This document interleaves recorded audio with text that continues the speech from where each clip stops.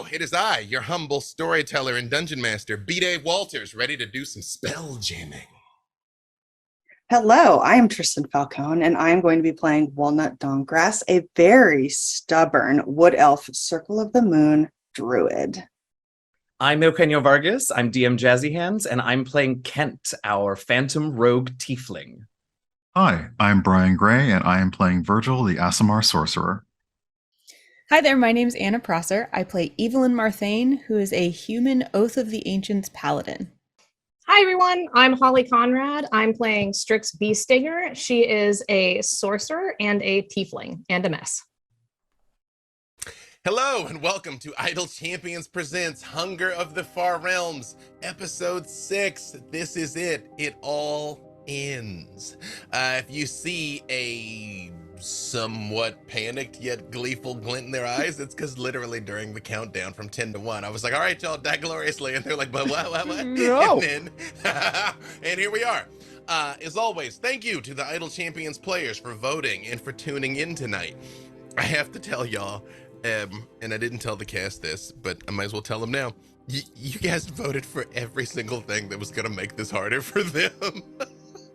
I was Cool. like, Thanks. Oh, no. Yeah, that's really great. Love course that they did. for Really appreciate us. you. They did. Okay, yeah. Reading them the votes, Go, go, I go. was like, oh no, oh no. So we acknowledge that the stakes are high, very high, because this is the finale, thanks in no small part to those votes. But we do ask that you refrain from backseating, respect the cast. There are times that there might be specific moments or plot points that we're trying to set up. There may be things that they're trying to get across for their character, for the narrative, something that is going to set up the sequel, or just what they felt is dope in the moment. So, respect them, enjoy the ride.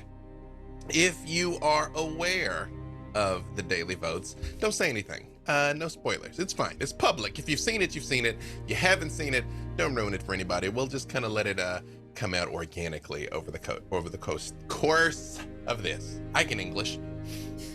Okay, now wait a second. I got this. I made a mistake. I said the wrong code at the wrong time, but I think I got it right this time. We got the stream code for today, which is episode 6 ICP4 code, which is episode 6 EP4 code, which is 1 goal Evelyn chess, 1 goal Kent chess, 1 goal Strix chess, 1 goal Virgil chess, and 1 goal Walnut chess. That will expire next Monday at 4 p.m. Pacific. We have a gargantuan giveaway. Like we've given away some top flight swag in our time. But this one is pretty great. The Spelljammer Collector's Edition, Icons of the Realm Spelljammer Adventures in Space Collection Edition Miniatures box, which that name really doesn't do it justice to call these things miniatures. It has the Adventures in Space Booster Pack Minis, all 47. All D&D 24 promo miniatures, which is 6 minis each. The Astral Dreadnought, which is a big old chunky boy. The Adult Solar Dragon, which is an equally chunky baby. And Prince Zeleth, and the exclusive Young Lunar Dragon. So you can see how Tycho is going to grow up one day, by the way, to see what their next stage will be. Quebec is excluded from this giveaway. I'm not even going to mock you this time because that's a bad beat. But the international giveaway, the Anchors Away collection, is all available DLC for Idle Champions of the Forgotten Realms. This prize cannot be split up and is not transferable. That says all available DLC, which is significant. Wow. This time, I will say correctly, the vote will open up at the break and the winners will be announced at the end. Luckily enough, you don't even have to pay for the whole seat today because you're only gonna need the edge. As always, thank you to our moderators, Jay and Jordan, for keeping chat safe and cool so that everybody can relax and have a good time. Once again, thank you to our wonderful players here. And I need you to know in advance, I do not apologize for what's about to happen. So with that being said, let us dive back in. You all had just managed to batter down the door of the ritual room with the help of a Zodar, a construct that is dedicated to the service of a divinity that had been corrupted into the service of Hadar. One of them used its dying wish to say, I wish that not all of you will leave this place. The second one used its dying wish to say, I wish you luck, which bestowed upon you the benefits of a long rest, restoring all of your power, which I very much guarantee you are going to need. Stop it. I mean, hey, 3 hours from now, I'm gonna check in and you tell me if I was exaggerating. So Somebody thinks you're exaggerating. I already have anxiety. I'm already concerned. I will just say this one last thing before we dive in properly. As people were sitting down, they were like, man, this was kind of a challenging day. I'm just really glad to have a fun game of D&D. And I was over here like... You know, sometimes it's better to get your butt kicked by a dragon than real world. That's it. That's true. That's Okay, true. that is True. fair. That is fair. Yeah. Yes. Love Yes. Because when you get but hey, the reason why we keep showing up to play these games is you get to hit the dragon back. That's right. So, speaking of hitting back at dragons, on the far side of the shattered door, a circular chamber some 100 feet across opens up to a rough well nearly twice that depth. Its black walls draped with thick, twisted, blood-red chains. Within the well, detritus, chunks of black and red rock, and clouds of horrid liquids float freely, with the ends of the great chains rising, falling, and drifting to confirm the absence of gravity throughout the space. As you all stand here right along the threshold, you see the familiars are lined up right along the line there, right at the edge of the door, and you see Phobos and Tycho. Photos and Tycho are trembling, and both of them are just like, no, Daddy, no, Daddy, no, Daddy, it's a bad place, Daddy, don't make us go, Daddy, can we stay here, please don't make us go. Yeah, maybe they should stay behind. Kent has, ever since what happened before the door broke, has just been sort of half a step in front of Virgil at all times, and is maybe... He's always a little extra, but now it feels a little forced. So just, Photos, why don't you, maybe you should guard our backs, right? Yeah? Yes. That seems... Yes, we will guard the back. Make sure no other bad people come. We'll guard, Yeah. we'll protect. Yes. You two Yes. get along. That's right. I know. I whisper. I know. But get along. But Photos will help, though. Photo, just don't worry, Daddy. Photos is going to help. And get along with Tycho. Photos. I promise to try, Daddy. Photos will try. I feel like we could be here forever, and I'm going to go ahead and take that. So, yes, try your hardest. You see Kuba, Strix, is like looking at them and looks at the well and goes flying over to the well and puts his head in the well and goes, No. and comes hurtling back towards you. It's down in the well. You hear,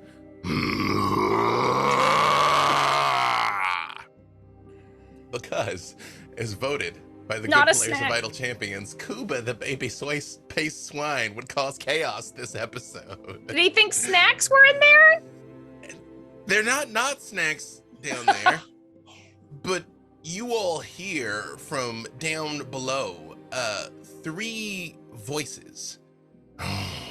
Yes, here, finally. Yes, finally. All of them, all together. I shall consume them first. No, their meat will be mine. And you see up over the well the head of 3 young dragons poke up. A blue one, a green one, and a red one. But their eyes are bloodshot and bulging, and drool is coming out of their mouths. Something is clearly wrong with the 3 of them as they eye you and your familiars quite hungrily. And I need all of you to roll initiative. There's 3? Not There's already. 3. Okay. Ooh, okay. 10. Ah, Hang on. also 10. Well, one of them got a natural 20. Oh. This is a bummer. I It was definitely almost got an 18. got an 8. Okay, all right. Hold on a second. Starting strong. Kent's a 10. Yeah, you're not going last in this round. You're going first in the second round. All right. Kent's 10. Virgil. Yeah. 3. Oh, 3. Walnut. 8. listen, we getting these shit rolls out now so that we Come on, can Strix. Oh, crit on believe in you. My attacks. gosh. Finish strong, Strix. 5. And Evelyn was a 10 as well, right? Yeah. I just imagine you all are like, no. Look at his face swine as these dragons are coming up. You're like, bro. Yeah. Right? Okay, so you guys. Remember how before we went live, B Dave warned us that like this was going to be a long, hard combat and like to be ready for it, and now we're all going to die in the first round because we don't have time to go. That's Honestly, you might. Because I'm laughing so hard. I can't. Oh, it's like they're stronger dragons than usual, and then the good people of Idle Champions voted to make them worse than that. Okay, great, no problem. This is Bring it cool. on. This is fine. Yeah, don't even worry about it. It's good. Everything's fine. I will say, before this is all happens the way that it is about to happen, each of you give me an Arcana or a Religion check. Whatever's Okay. higher, just roll it. You don't have to tell it right now. Just keep Well, it because I'm going to ask you in a second about it. Well, the good news is the natural 20 that the other one got kind of doesn't matter because it was gonna go before you anyway. So that's a thing. That's a thing that happened. Let me just between Evelyn and Kent, who's got the higher dexterity? Probably me. I've got a 20. Yeah, Probably you win. you. All right. Let me just arrange this here. Hey, but guess what? You're not gonna have to go. Like all the dragons aren't gonna go before you. Just most of the Oh. dragons. Okay. Well, They're gonna go before you. okay. Great. All right. Starting with the red one. It pokes its head up, and again, all of you have seen red dragons before. Something's wrong. It's difficult to put your finger on what it is, but as it just looks around, it just says, "For Warden, for Hadar," and unleashes its breath weapon. But what comes out is not fire. why not? I'm resistant to that. That's why it's not. Yeah, same. Yeah. Rude. It is a just twisting, swirling mass of chaos that looks more like the arms of Hadar that you summoned, more than fire. There's a fire component. All of you give me dex saves. Don't forget your +4. Yep. We're gonna need it. Yep. Thank you, Evelyn. That's a load-bearing +4 this That is episode. a very low bearing +4. Oh, Virgil. I don't know. That didn't seem like a happy thing there. No. All right. So, the number you needed was 17. If My you got God. less than 17, okay. So unfortunately, we're gonna have to math a little bit here. 28 fire and 28 psychic damage. If you That made the sucks. save, 14 and 14. I'm splitting it up because yes, some of you are resistant, etc., etc. That is not taken into account anybody's resistances as this dragon goes flying overhead with its fire breath. The blue dragon. I said black. It is blue. I apologize. Red, blue. No, you said blue. Did I say blue? Yeah, you said red. blue, Yeah, and because I green. immediately thought, Great. lightning, which is Virgil, and poison, which is me. Well, that's good because my words knew things that my fingers did not know when I was typing here. The blue one. Oh no.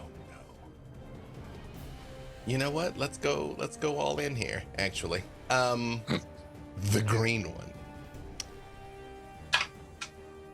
As soon as the red one acts, the green one is going to target. I don't know. Walnut looks particularly stressed out, so I'm gonna say Walnut. And Walnut, Short episode today, gang. what is your AC currently, Walnut? I bet you'd love to know. No, it's 15. It rolled poorly, but unfortunately has a significant to hit. This green dragon looks out at you and reaches what looks like it's going to claw you, but it just touches your face, Walnut, and you all hear a sizzling and burning as it does 21 points of poison damage, and you are covered in acidic slime as voted on by the good players of Idle Champions.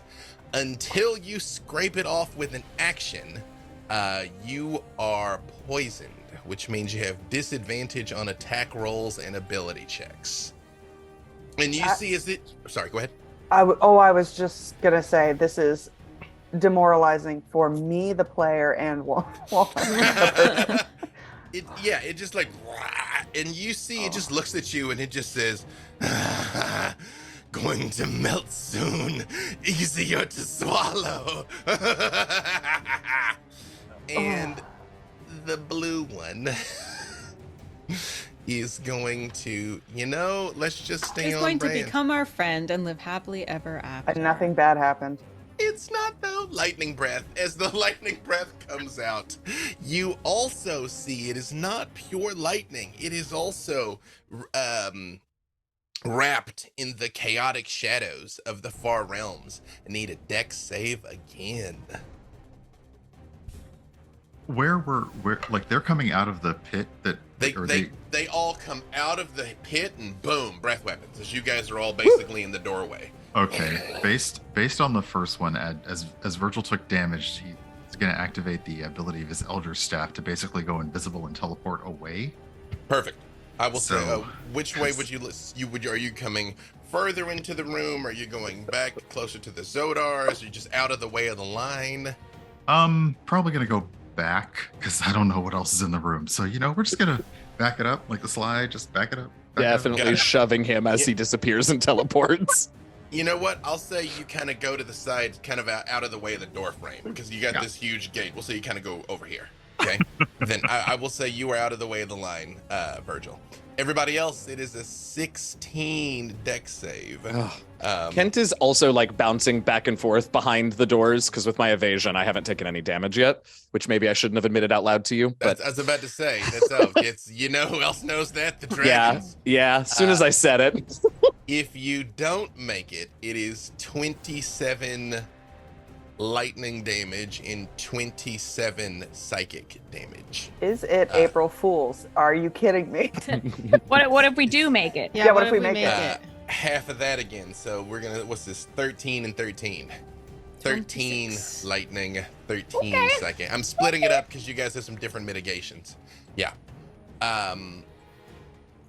Good news is now you guys get to do some stuff. As the dragons have come out and are flying around the room, by the way. They come up like boom, boom, and take to the skies. The green one is still down on the ground.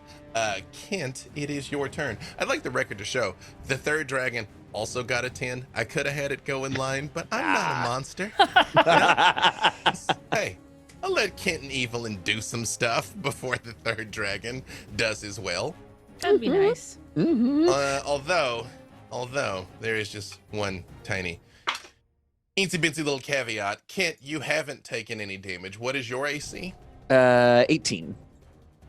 The red one lashes out at you and does the exact same thing that you saw it did to Walnut. It looks like it's gonna claw you, but it doesn't. It just kind of like that felt terrible and also was so gross. 21 points of poison damage, and again, until you use an action to take it off, you will be poisoned, which means you have disadvantage on attack and ability checks. Interesting. Again, Okay. thank you to the players of Idle Champions for giving these already terrifying dragons acidic slime. But yes, now it is your turn, Kent. Interesting. Okay. For right now, I'm gonna. So the red one was the one that just. No. Okay, there's one other thing. Of course there is. But wait, there's more. But wait, there's more. Actually, all of you are poisoned. If you're within 10 feet of Walnut or Kent, then you are poisoned as well. They are poisoned until they scrape it off. Okay. You are poisoned if you are within 10 feet of them, which currently everybody is within 10 feet. Okay. Cool. I'm gonna just gonna drop that in right there so you guys can all see it. Sorry, a lot's happening because these are like souped up dragons. Now I apologize. It is your turn, Kent. That's okay. Okay. So where is that red dragon now in relation to me? It's reachable. I said it is flying, but I mean this is all Okay. happening within 6 seconds. So I think I'll just take like a little bit of a running jump, and sort of at the apex of the jump, bonus action, right? Yeah, I will activate the ghost walk, so I go incorporeal and can fly very slowly, but at least I'm up in the air. And as I do that, I'm just gonna, for this round, I'm just gonna go ahead and try to stab the thing. have at it. Yeah. And you know what? Since we're doing disadvantage, let me use the daggers because then I get 2 chances. Perfect. And Evelyn, you were on deck, by the way. Okay, so the first one is with disadvantage, it's an 18 to hit. Let's resolve this, but I do want to know what that arcana or religion was. But let's get through this first. Just don't let me forget. Just don't let me forget to ask you. Yeah. 18 is enough. Great. Oh, that's fantastic news. I just remembered I have disadvantage, so I can't get a sneak attack. That's you can terrible. That is the worst. Okay. 9 piercing damage. Just for once, this was not my doing. I'm just No, saying. I know. This one time, this was not my doing. Okay. 9 piercing on that one, and I'll throw the second one. I'm gonna have to scrape this stuff off of me next round. So 27 to hit at least. Kent, as you jump on its back again, you have done this 100 times, and you prepare to plunge your dagger down, but in that crack in its scales that you can make out, it just doesn't quite land the same.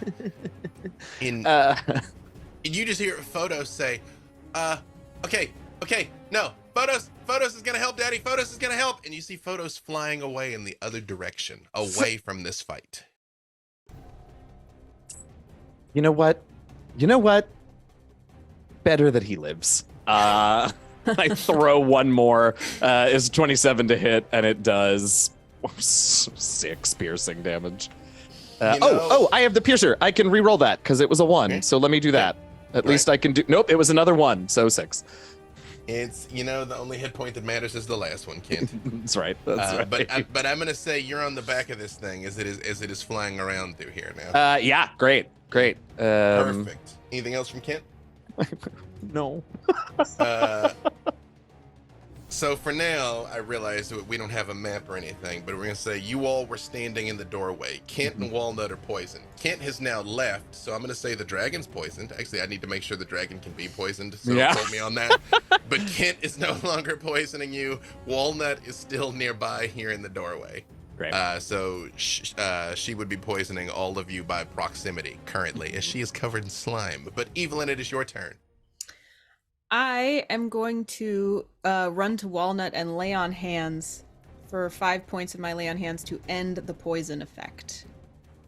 Evelyn, as you touch Walnut, you see this horrifying slime just dissipates in the purifying light of Lathander. And none of you are poisoned because Walnut is no longer poisoned. Praise the morning Lord. Walnut actually goes like she's been holding her breath the whole time and have been on her. And hearing you say praise the morning Lord, Walnut goes, yeah. Hallelujah. Yeah. And what you said this time, yes. There's just this one time, right? You get this one. Evelyn, that's 2 for 2. You got it out of Strix. You got it out of Walnut. That's... I told you she's very good at converting people. Yikes. Anything else from Evelyn? That's my only... Actually, I think my dancing sword that the lovely people of Idle Champions gave me actually might be a bonus action. So it is a bonus action, and you also can move, like if you don't want to be, all bunched up here together. The thing is that my aura gives advantage to saving throws. Right. So Evelyn's not going to move. She'll give everyone else the choice to move if they want to. Got it. But Evelyn will, when she says hallelujah... Oh, go ahead. I'd just like to say that is an excellent summary of this character in general, by the way, that Evelyn is not going to move, but she will Yeah. give everyone else the choice. Yes. That's exactly it. So when she says hallelujah, she's gonna throw the dancing sword and say, "Praise Butthander!" And the sword of Butthander will take an attack on the dragon that poisoned Walnut in retribution. That would have been green. Green, the green was the one. All right, roll it. It attacks with a very poor roll of 15. That is not enough. You praise Butthander and clang. And you see the green dragon just turns and looks at the sword, kind of confused for a second, and starts biting it, trying to eat it. The sword's like, because it's a dancing sword, so it's like wiggling. It has its own life. It's like a fish. Yeah. Evelyn and Kent, even though I said I will not forget, I absolutely forgot. So give me that okay, I did Arcana too. or Religion. Uh, I hit you. 21 and Same, actually. Nice. Yeah.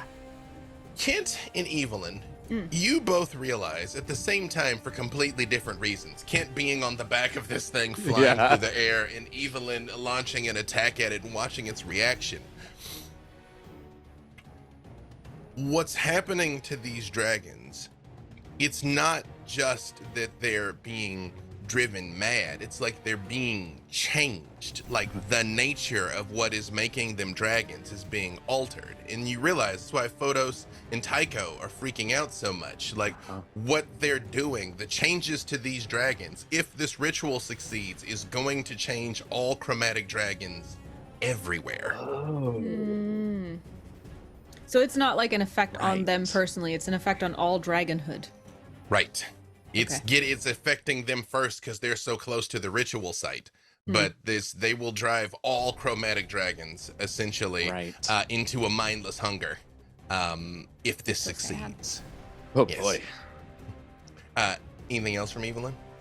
I guess I will share that information, even though like everyone's probably like, Evelyn, this is not a time for a lesson in rituals, but she's like just explains that very matter-of-factly while the sword is stabbing the dragon, like taking a moment during the bonus action. Evelyn, what is your AC currently? 18. The blue one sees that you have cleaned off Walnut and immediately does the same thing to you, Evelyn, for 21 poison damage, not counting any mitigation. And you were poisoned. Do that. And anyone within 10 feet of Evelyn, giver of the aura, will also be poisoned until you take an action to scrape it off.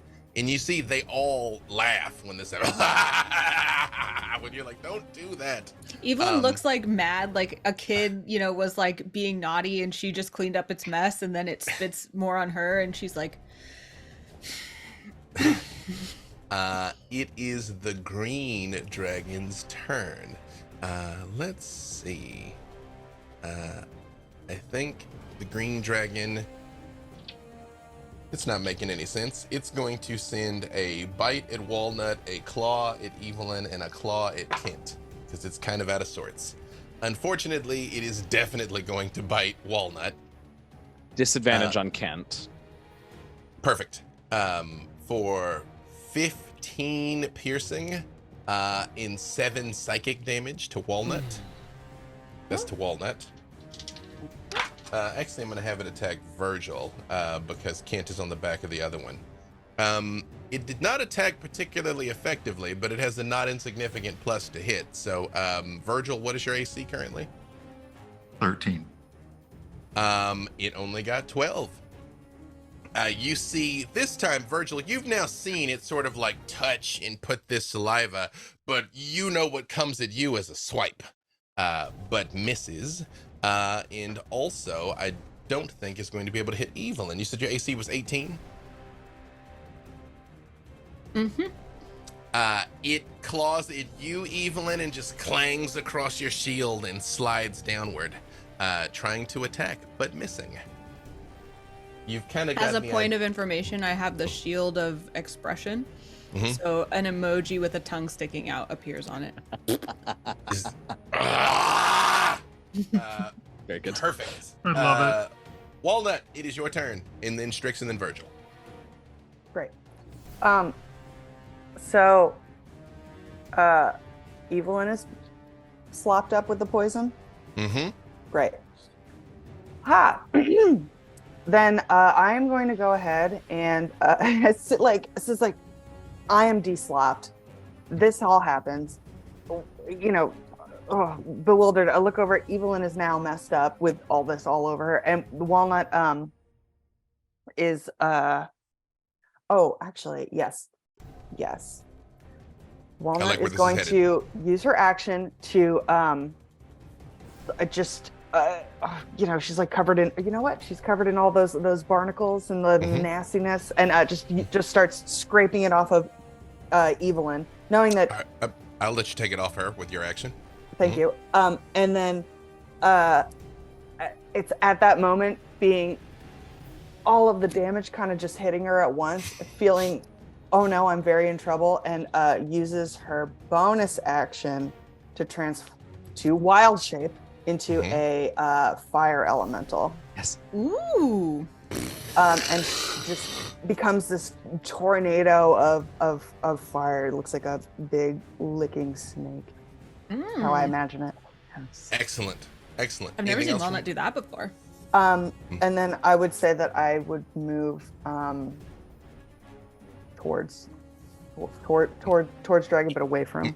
Into the room, like a V type. Yes. Out of the line of the breath weapon is the goal there, right? Yes. Well, also just all of us pinging off of each other is Yeah. not the best. Perfect. How far do you want to move? And Evelyn, how far is your aura? I'm gonna double check. I think it's 30 feet. Yeah. Probably 30 feet. I just don't know if you have any multi-class. It's almost certainly 30 feet. So how far are you gonna go, Walnut? I will say the poison is 10 feet. The aura is 30 feet. So it is possible to be within the aura but out of the poison. I love a 25-foot. I actually 25 think feet away. Perfect. No, that's the spells one. Sorry, I have like a bunch of auras. Yeah. I think it's 30. Okay. Because you're pure paladin, right? Yeah. Like no multi-class? Yeah. No. It's 30. Okay, perfect. Strix. Okay. I've been thinking very hard. My brain hurts. So I'm watching all of this and I don't notice getting dirty with the things because whatever. What I'm going to do is I am going to use my sorcery points to change my mass polymorph spell to a bonus action. And so I'm going to cast mass polymorph on all 3 dragons as a bonus action. I need you to know, as I was reading this encounter, I was like, this is gonna be so hard, and then I was like, Strix gonna polymorph him. Okay, so what's the save? It's a wisdom 19. All right. Let me get 3 different colored die here. So I actually have a red, a green, and a blue 20. I remember have that handy. Oh my god, that's I really want the one I'm on to turn into whatever. It's a bonus action. What's the save DC? 19. Wisdom 19, you say, right? Wisdom, yeah. The blue and red ones make it, the green one does not. Hey, Okay. We'll take it. We'll take it, yeah. What does the green one turn into? Oh gosh. Well, they're all dragons, so I say this time, just to make Evelyn happy, it's like a happy little bluebird. Aww. Evelyn's been working really hard and she just needs some joy. Aww. Do they look like do they look like some of the birds that were around Bahamut? Yes, yeah, exactly. You see, it is this like gumming on the dancing blade here, actively trying to eat it, and then just yeah, just sort of floating. Yeah. Okay. Perfect. So that was my bonus action. Right after that, I wait to see who's left. And then I try, because now I'm concentrating on the one, so I can't break my concentration.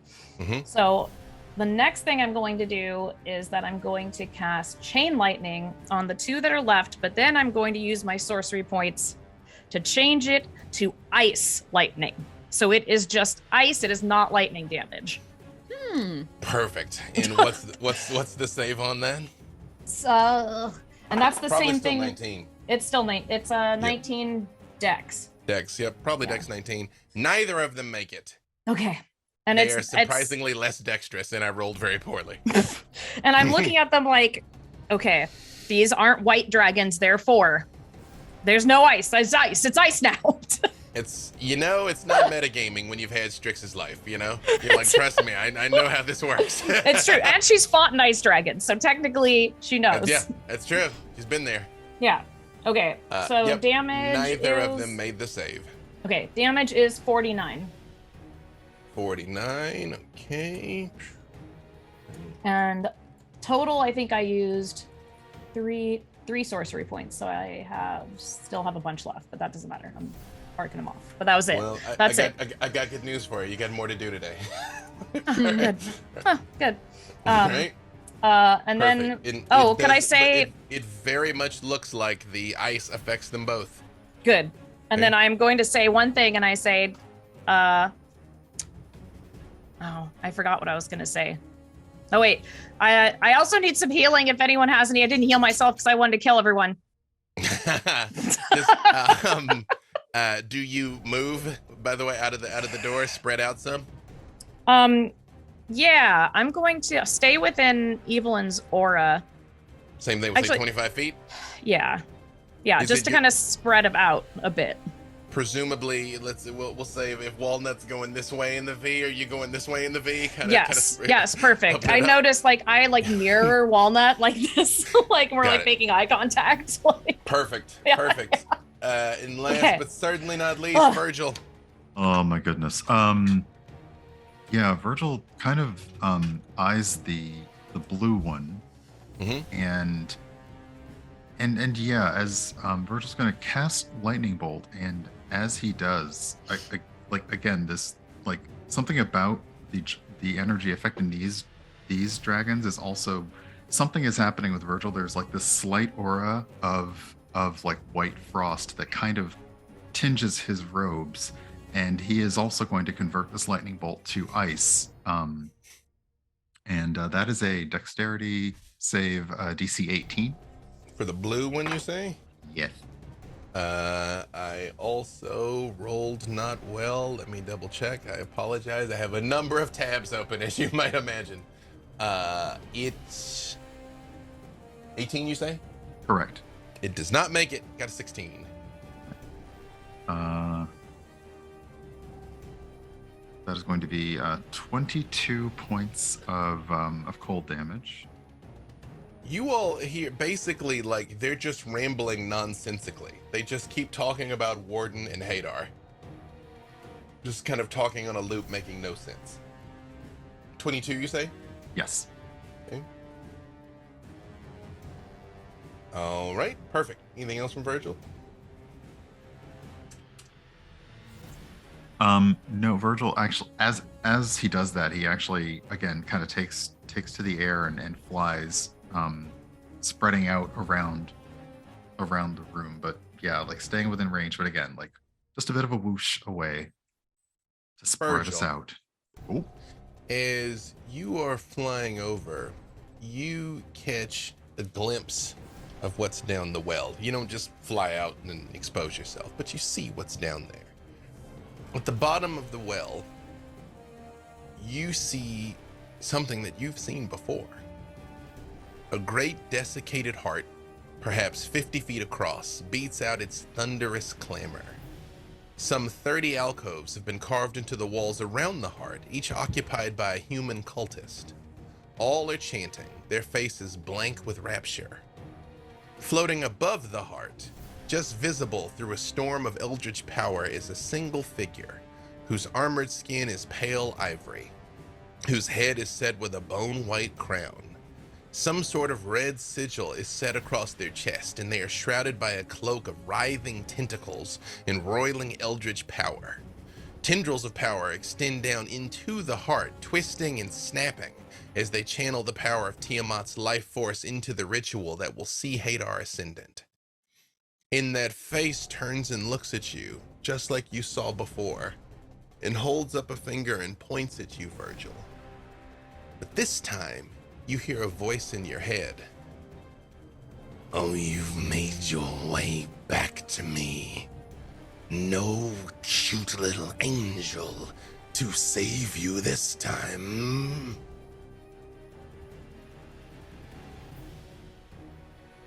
We're coming, and we are going to stop whatever this is.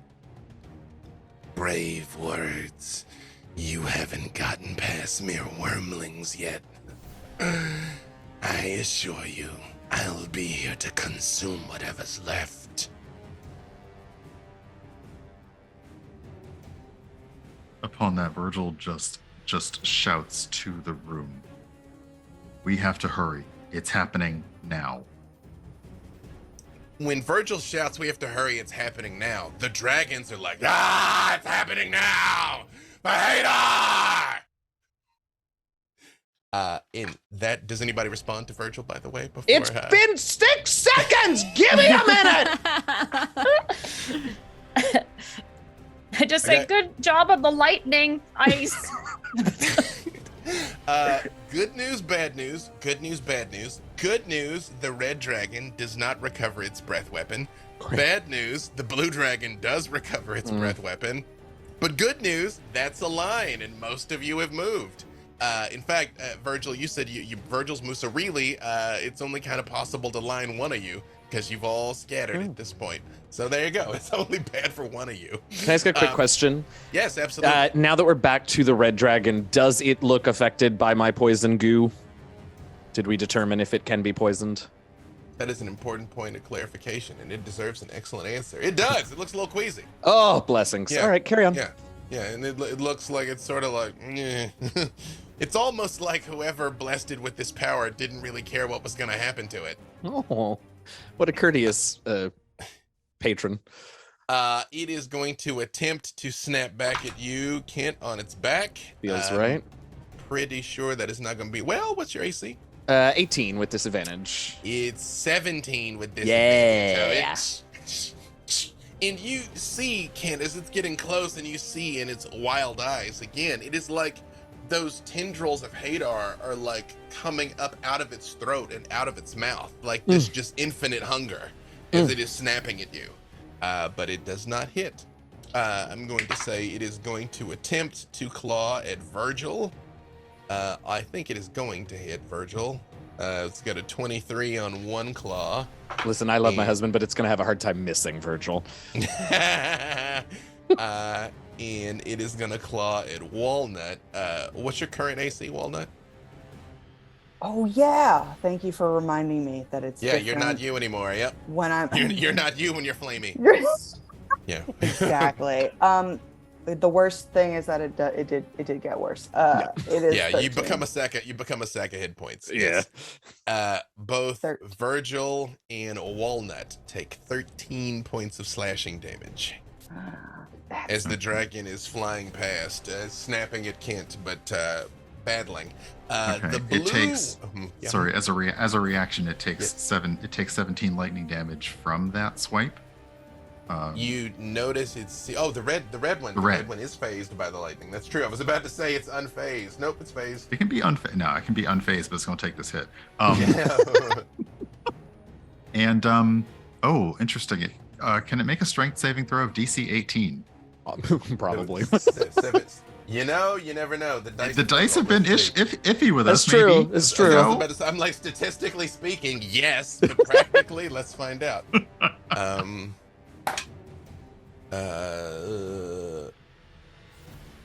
It got exactly 17. Okay, I don't know how this is going to work for a claw swipe from a wormling, but it is pushed in a straight line up to 20 feet away from Virgil.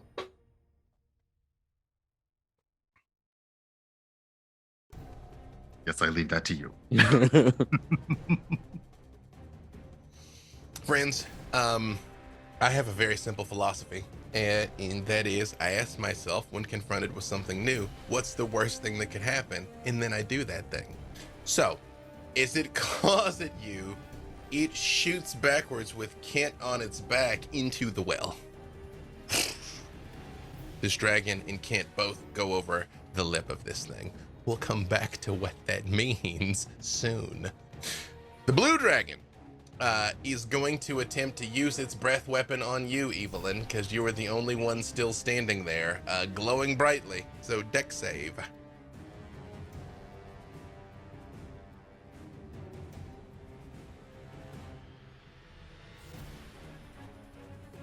You are muted. You're ma'am. muted, Anna. Whoops, sorry. 24.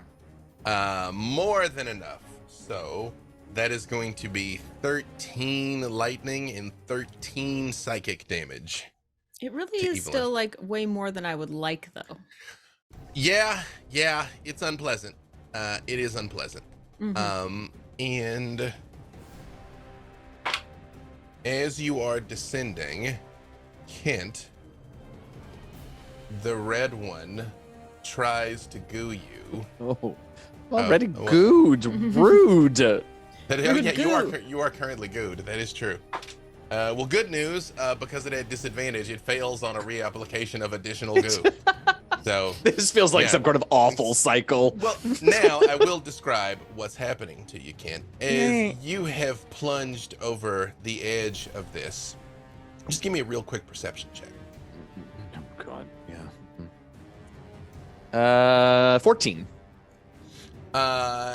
Difficult to make out what's going on in here, but as you plummet over, you see everything sort of like slows down as the dragon is capable of flying, but there's no gravity.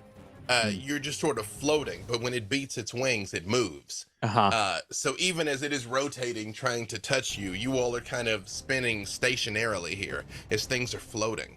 You notice the interior of the well bears a horrid resemblance to flayed skin, with strips of flesh-like material 2 to 3 feet wide, torn free from the walls to dangle down.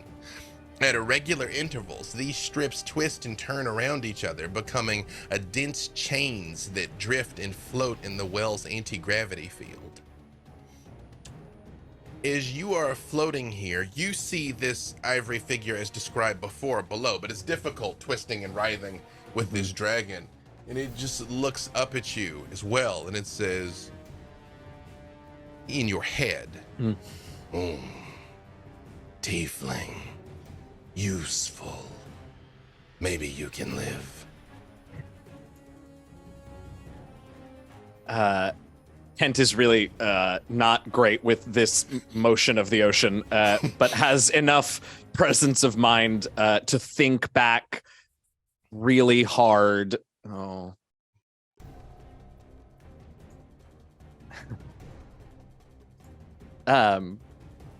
Thinks back really hard. It's an aesthetic, but not for me. That being said, Ken, it is actually your turn. So how big is this well, can I ask? About Or More let than me the- ask the actual question that I'm asking, which is how far am I from an edge? so a few things are kind of gonna happen, all sort of at once. Kent. First thing, I need you to give me a con save. Okay. Well, okay, do have that. 18, unless I'm within 30 feet of Evelyn still, in which case it's 22. You are not. You're definitely Okay. more than 30 feet away. Okay. You hear the thunderous booming of a heart beating from underneath, and it becomes difficult to concentrate. Normally, this would give you disadvantage on your next attack roll. Well, it's your next attack roll or saving throw. You already had it on the attack roll. Now it's the next attack roll or saving throw, but just the Great. one. Just the one. Okay. As you were Let distracted. me write that down. This well doesn't actually say. I believe it's like at least like 100 feet across. It's huge because the dragons can go up and down the well. I mean, I say it doesn't say. Okay. I'm sure it says somewhere. There's Sure, just a sure, lot sure. of words all over the place. One other thing now. A few things happening for you in particular, Kent. You've got the box, right? No. Did I take? I thought wait a minute. Hold on. Let's track this. I mean, just yeah. I took it, and then that was bad, and I gave it to Virgil, and then I feel like Virgil gave it to. Someone took It's it either- from. It's either me or Evelyn. Evelyn, is there any chance that you have it? I've never taken the box. Okay, then I do have it again. You do have it? Okay. I must, yeah. You feel the box is pulling you towards it. Like the box desperately wants to get towards this heart down here. And yet you're also aware that just trying to make a beeline for the heart with Warden still in the way would be bad. Like you're simultaneously aware of wanting something so badly, and yet the wisdom that it's like that may not be advised. Give me another con save. Okay. And this has disadvantage, but I normally have advantage, so this will just be a flat roll. Flat roll, but then that's gonna wipe that out. Yeah. That's only a 13. You take 9 points of psychic damage. Okay. Is just the ambient energy that is flying up and down these chains. It is almost like they are electrified. Now, that being said, while you are weightless in this well, you realize a couple of things. You could move up and down the chains easily, although they kind of are a little bit shocking. And you also can use the chains as cover against this dragon. There is also a ledge inside the well that sort of like spirals downward, where you could like go down the ledge, a safer but slower route, or you can kind of like nosedive down the middle. And right at the bottom of the well is where Warden and the cultists are. Got it. That makes sense? I know that was a whole lot of work. No, it does. It does. Okay. I have 2 questions for you. One of them is in the backstage chat. And the other is knowing, like, I kind of get the layout of this thing, but if I can move through walls, can I get out of the well? Although, oh God, everything is Virgil! You very much hear your husband shouting from the well.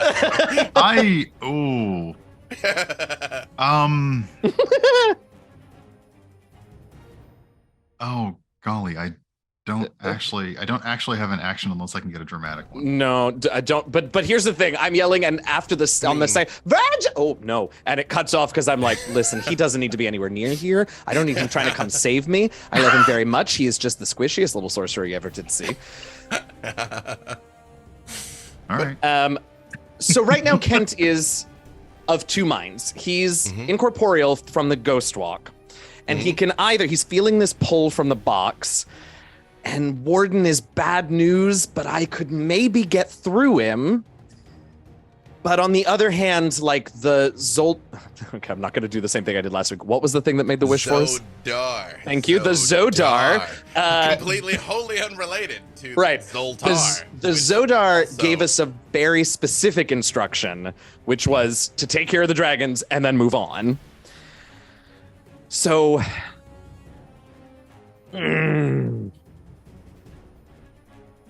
I think I gotta try and get out of the well.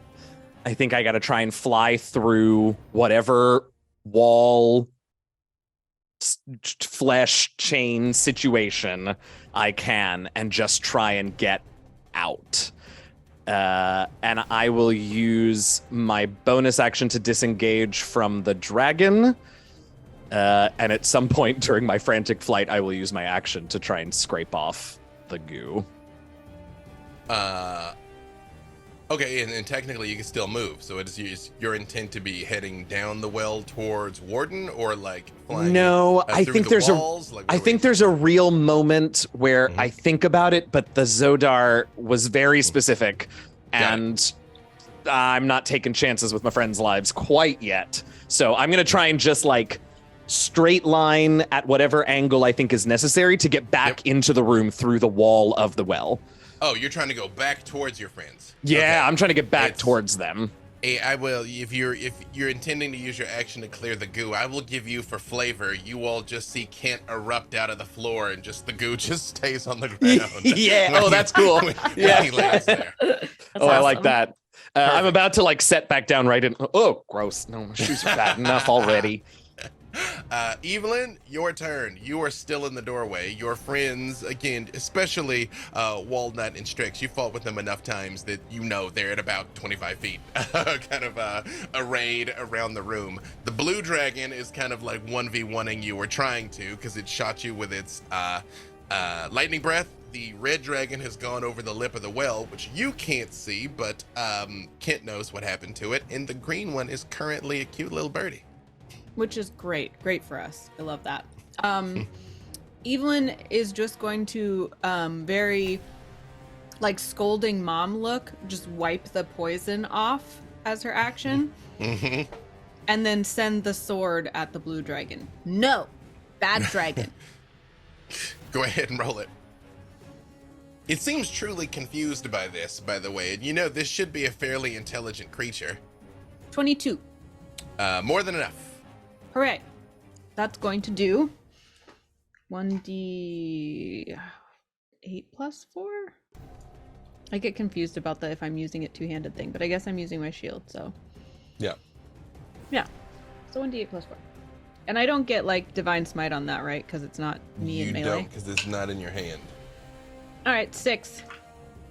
But, hang on 1 second here, sorry. Evelyn, as you are standing here holding this door, extending your aura outwards, you see that the familiars are hiding behind you to get out of the way of the breath weapons is all, but like they're trembling and watching what's going on. It's still not clear where Photos went. He just left. As you're pondering how to destroy this blue dragon, you do feel a very familiar, calming presence next to you. It's like, well, this does seem to be a bit of a pickle, doesn't it, Evelyn? It does, but I know we'll get through it if you're here. And did you hear that Walnut said thank you to you? Because I absolutely heard that Walnut said thank you. That is part of why I came. You know, I won't bring it up right now. It's a stressful Walnut, moment. Lathander says hi. The fire just sizzles louder. Knuckle pop situation. Walnut, you don't see Lathander, but her aura is glowing a little brighter gold. You're like, he's probably here. He's probably here. Strix is like, I know he's here. I can smell him. I can smell him. He leans down to you, Evelyn, and he's like, well, as you know, normally you must wield the weapon to charge your divine might through the blade. But I figure since I blessed you with this power and I blessed you with this weapon, then it should work how I say. That sounds right to me. I think you should go ahead and smite through that thing. Why, thank you. I believe I will. The players of Idle Champions voted that the martial characters would receive a boon, and I believe Evelyn is pretty martial. Pretty martial, yeah. All right, cool.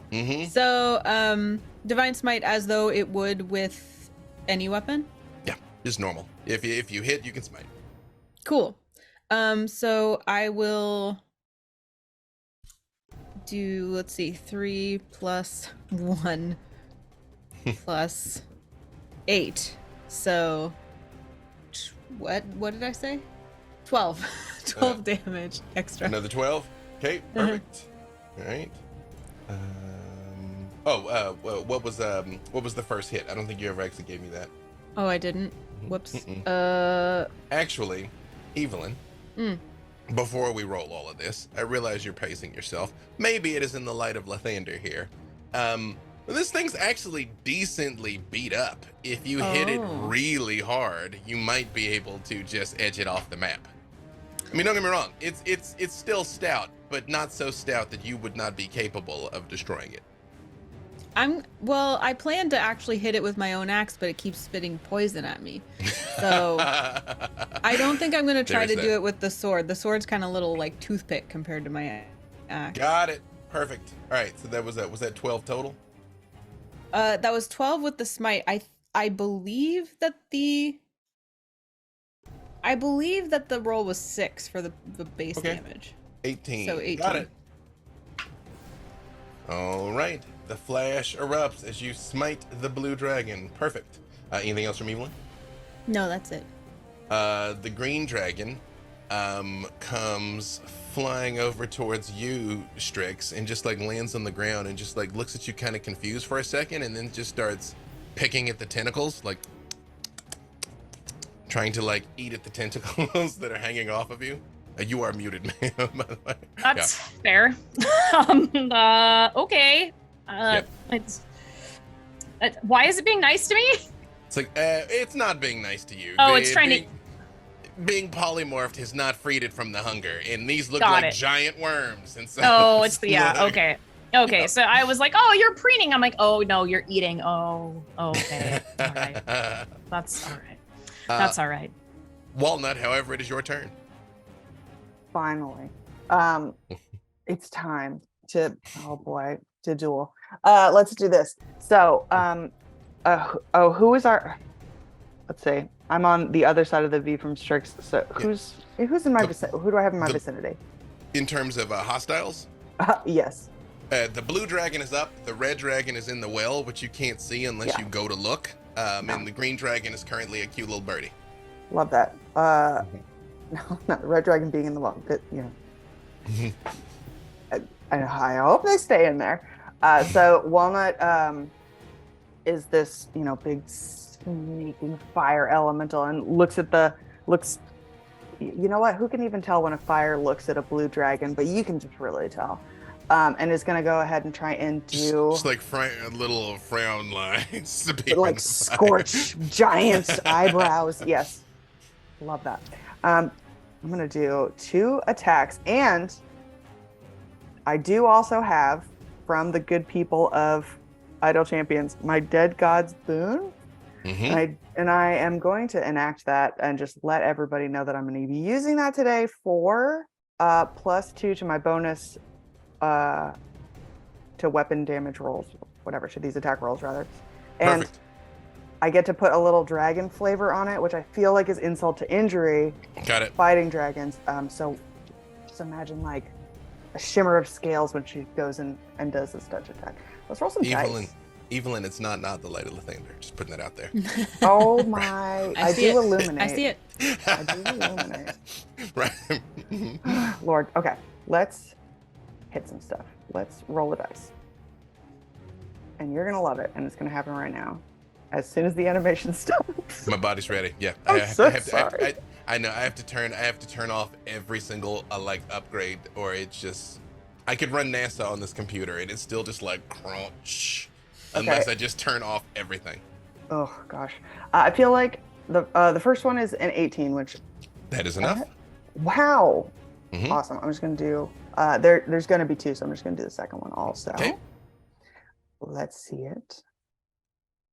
Oh, what the heck? Oh, that's gonna be a 21.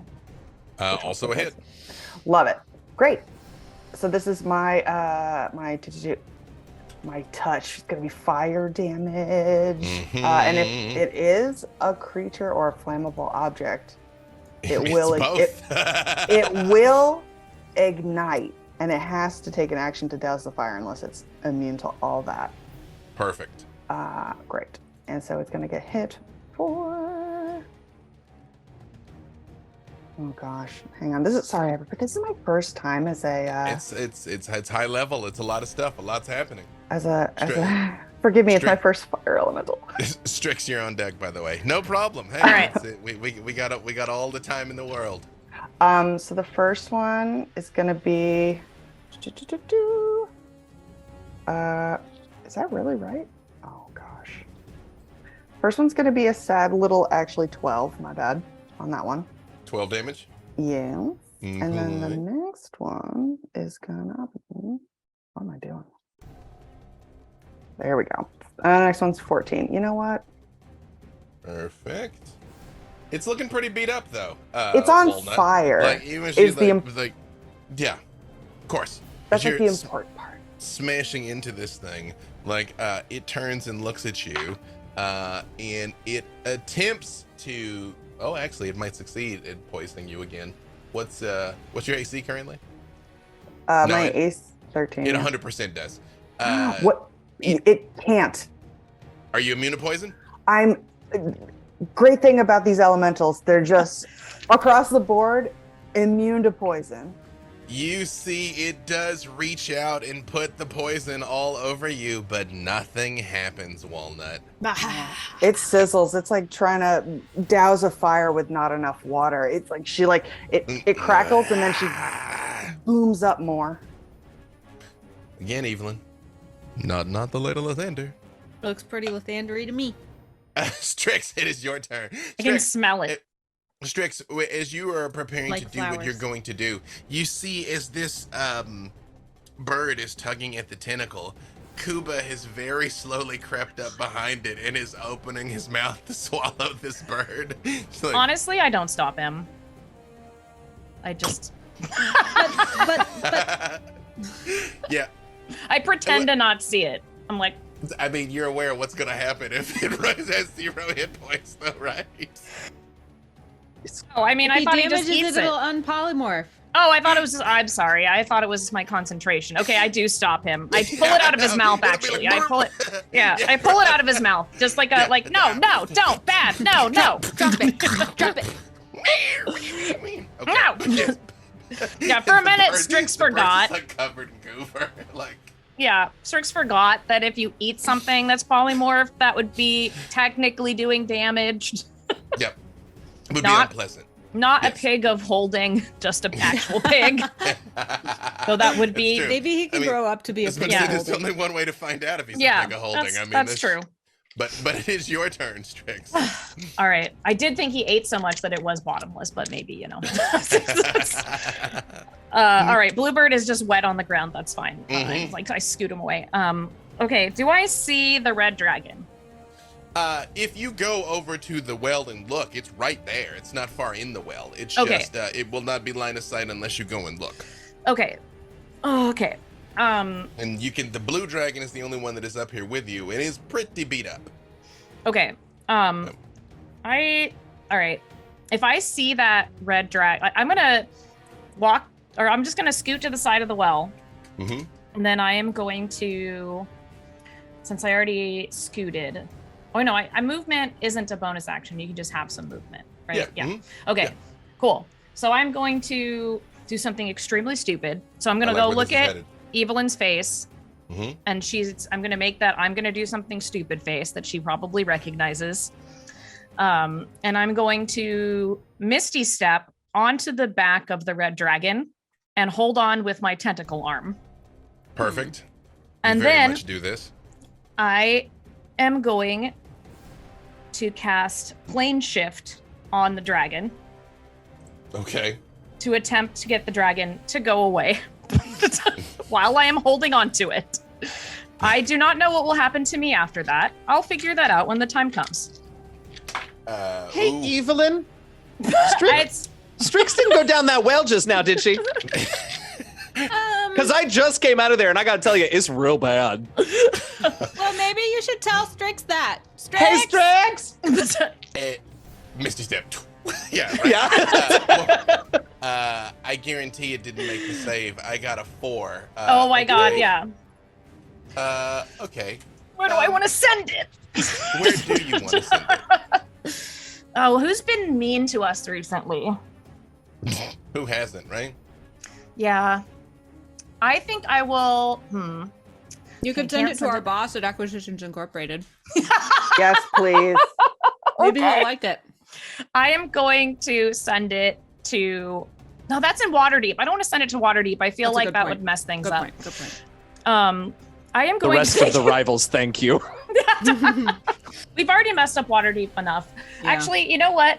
Oh my gosh, there's so many people. Then I'm just going to send it to Barovia. I'm going to send it to Great idea. Barovia. Great idea. Send Yeah. it home. I'm going to send it straight to Strahd's castle, just as a treat.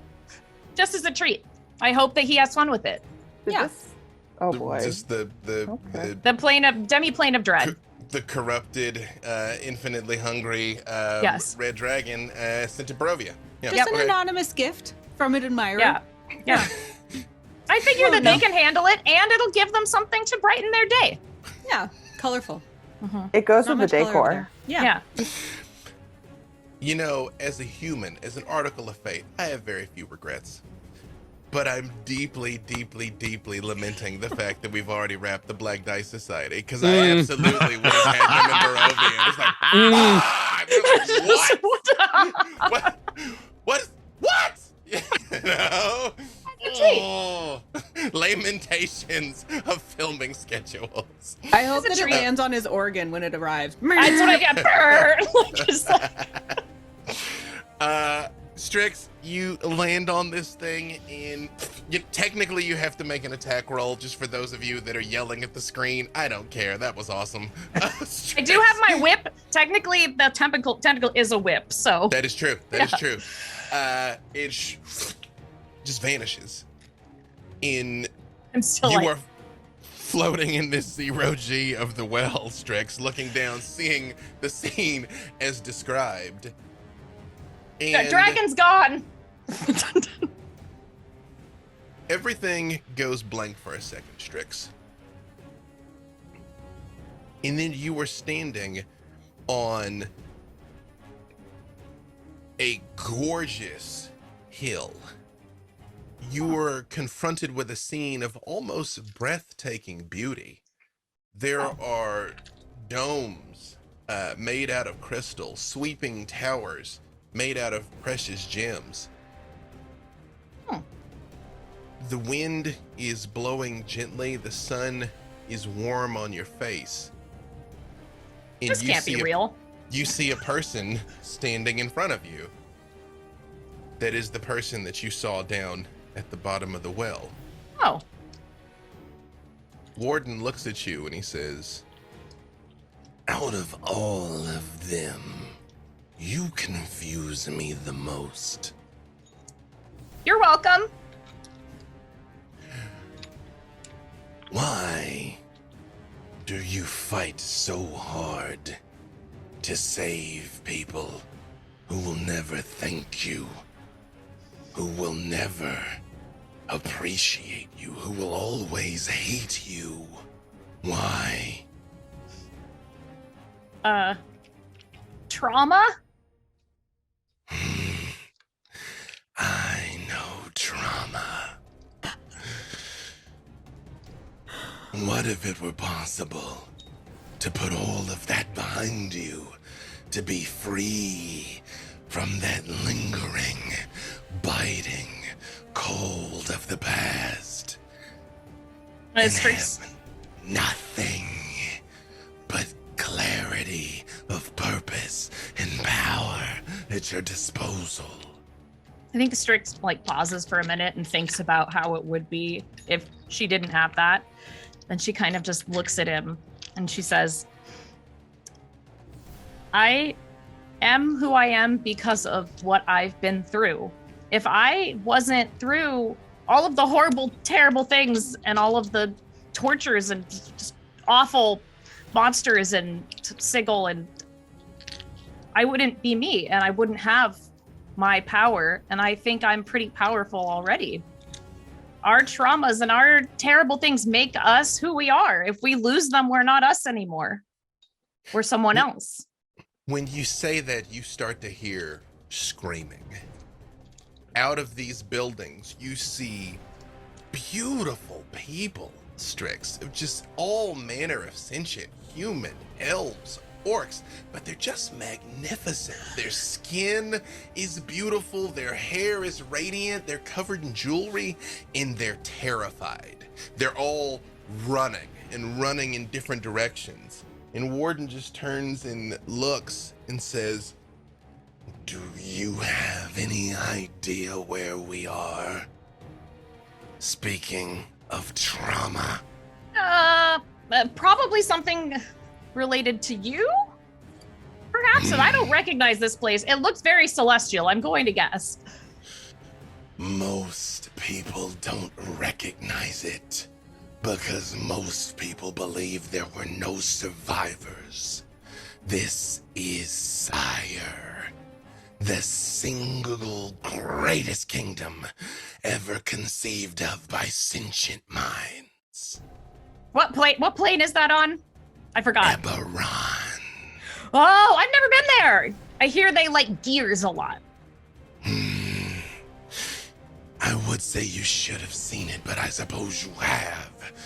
Oh, no. This was the day of the doom, the morning, when they allowed themselves to be misled by their own pride, ego, believing nothing was beyond them. And instead, all that was left was ruin. And you see from the center of the kingdom a flash. Ooh. But it doesn't move.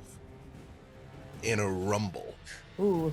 That just starts slowly moving outwards, and you see those magnificent buildings just being obliterated and evaporated. You see those gorgeous people screaming and running and just being overtaken by it. You see it coming towards you, and Warden turns and holds their hands out like they're accepting it. I was there. I embraced it. And do you know what I found on the other side? I don't know, but Strix is going to move to give them a hug and say, it's all right. You can still forgive yourself.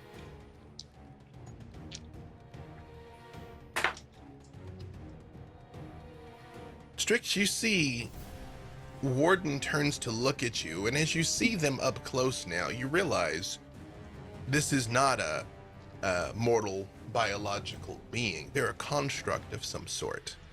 Oh, Has Strix ever encountered a Warforged? I know you've had a storied life.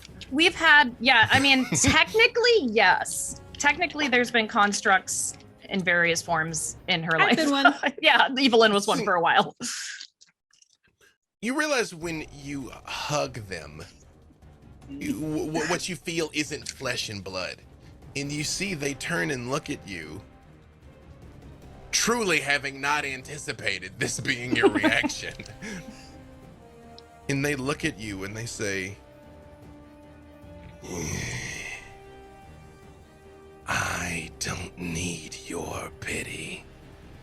You can mourn these people.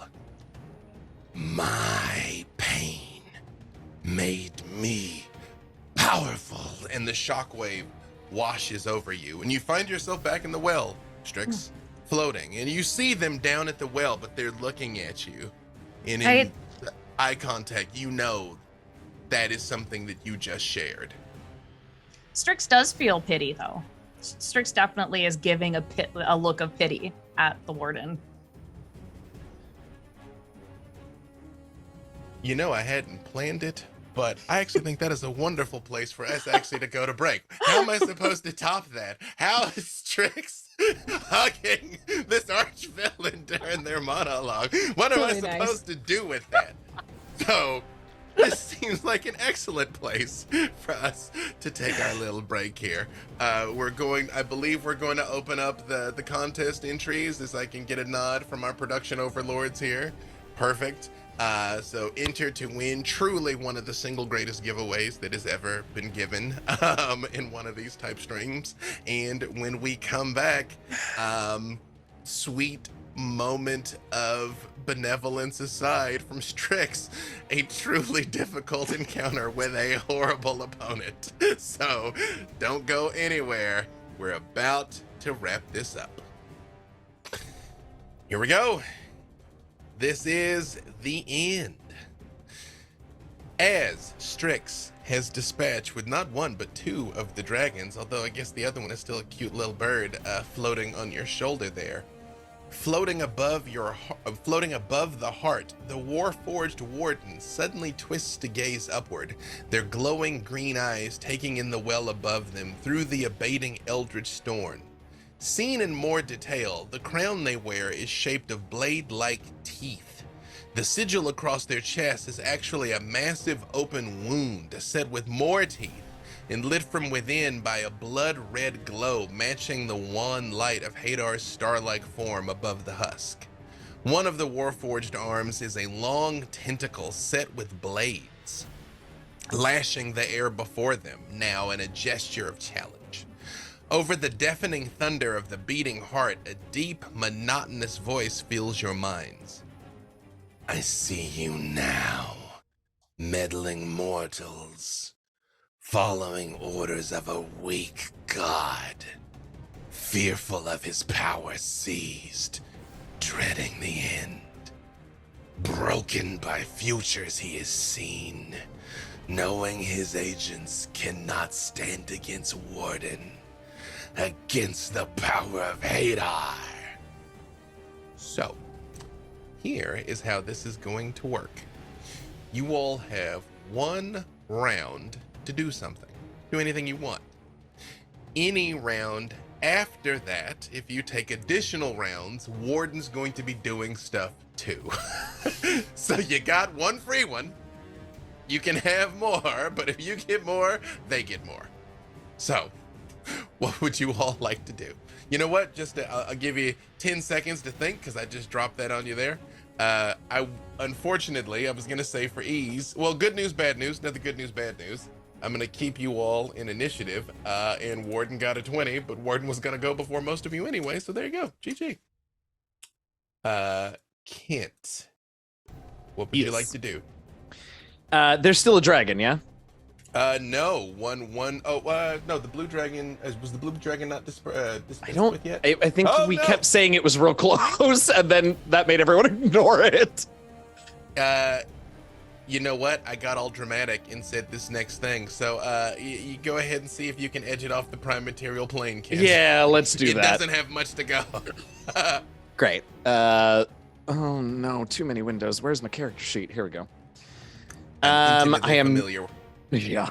No longer poisoned, which is great news. So from behind the lip of the well, I'm just throwing daggers. Let's see. First you one. came up out of the ground, so you're just up there. First one's a 22. More than enough. Great. Anybody next to him? I would. Okay, great. Everybody's next to it. Yeah, that's kind of what I thought. Except Strix. Strix is, in the 0G there. All right, so that's 35 magical piercing and and 17 necrotic. It had 37 hit points left. So as Warden starts monologuing from the bottom, it's like, yes, all glory to Hadar. I think the dagger sort of sinks in, and it's almost enough. But then my wails from the grave, the dagger just explodes with phantom arms that rip the dragon apart. You absolutely see that exact thing, Kent. As the dagger hits, it reaches up to pull it out, still alive, as the phantom destroyed. Evelyn, again, you get 1 free one. Evelyn's gonna be like, "Hey Strix, look what I can do!" And she's gonna summon Celestial Spirit, which she's never done before. This is a new one for her. So, and I imagine that kind of out of her back, the glow of Lathander starts to radiate from her, and kind of this angelic copy of Evelyn made of light just comes out behind her with giant angel wings. And now I have a Celestial Spirit. It's great. Perfect. Strix. Glad it's not Lathander himself. I like that it's you better. Cool. And it technically it shares my initiative and takes a turn directly after mine. So should it go now? If you're gonna have it, well, no, you just brought it up here, so this is fine. If you send it after Warden, the fight's gonna start. So it has healing touch, so I would want it to touch Strix. Sure, yeah, I'll let you do that. So it heals you for 2d8 plus the spell's level. What level spell would it be? Yeah, just roll it and just give it to me in Zoom. Also, Walnut. Yes, Strix. Sorry. I have an ability that I always forget to mention about healing. That says, it says whether you or an ally within 5 feet rolls dice to determine the number of hit point of a spell restores. You can spend 1 sorcery point to re-roll any number of those dice once. So if you get any ones, I can give you a sorcery point to re-roll it. I actually rolled uncharacteristically very well. 2 6s on d8s. Then never mind. But 17 total HP for you. Thank you. Okay. 17 back to Strix. Walnut. All right. Hello. Wow. I feel like I'm gonna have to shape change back to myself. And I Walnut, it's like honestly taking stock of things, just not feeling great, and is gonna, for once in her life, pop a mass cure wounds. Ooh. And we're honestly, we're gonna cast it at the highest possible level. I feel very honored. Yeah, I didn't even use this on my own. I know that. I know this. Let me just do that for you real quick. And that's gonna be 1, 2, 3. Okay. Plus my old modifier. I ignored that 20 that was in there. My God, what's that there? There you go. I had a picture queued up of what Warden looks like that I hadn't sent until then. So there you go. That's what Warden looks like. Yep.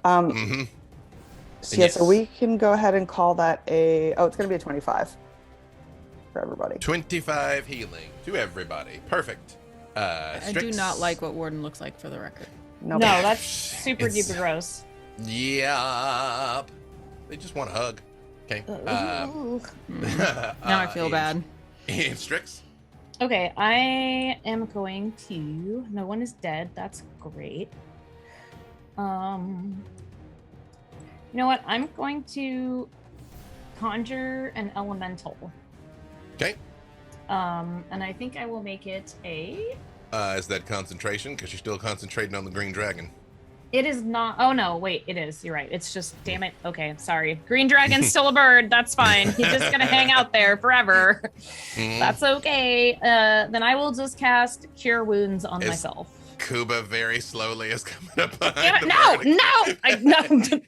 I shoo away. And I'm like, no, you're gonna die. Oh, you know what? I'm gonna cast Cure Wounds on myself. And this is an at will. I'm gonna cast. Oh, damn it! That's concentration too. Never mind. I'm just gonna Cure Wounds on myself. Yeah, heal yourself. That's all I'm gonna and do. last but certainly not least, Virgil. Let's see. After the cure wounds, I think, Virgil is also just going to take an action to apply healing hands to himself and restore some hit points. This is good. Healing trends. Ouch. Perfect. Now, important point of clarification. Are you all going to take another prep round, or are you going to get on with the thing? I said, you can, but if you do, Warden does. I do have a lot more lay on hands if we need more hit points, which I could use. If our big damage dealer needs one. I am the tank, so. Yeah. Evelyn's hand, she does the like glowy Lathander hands, and she's kind of like offering them to everyone, and everyone's like, I'm good, and she's like. Let me just say, if you're only going to do it for yourself, you can just use your action to do that in the fight. Or are you all going to take another prep round? No, I don't. I don't think we need it. Okay. Yeah, I don't have anything. Then I'll just do it in the fight. Okay. Perfect. Not to rush you. I'm just like different stuff happening. Well, thank God Evelyn's got the butt hander, because you've always got your bonus action left to do at least a little bit. So listen, I heard what I said, Virgil.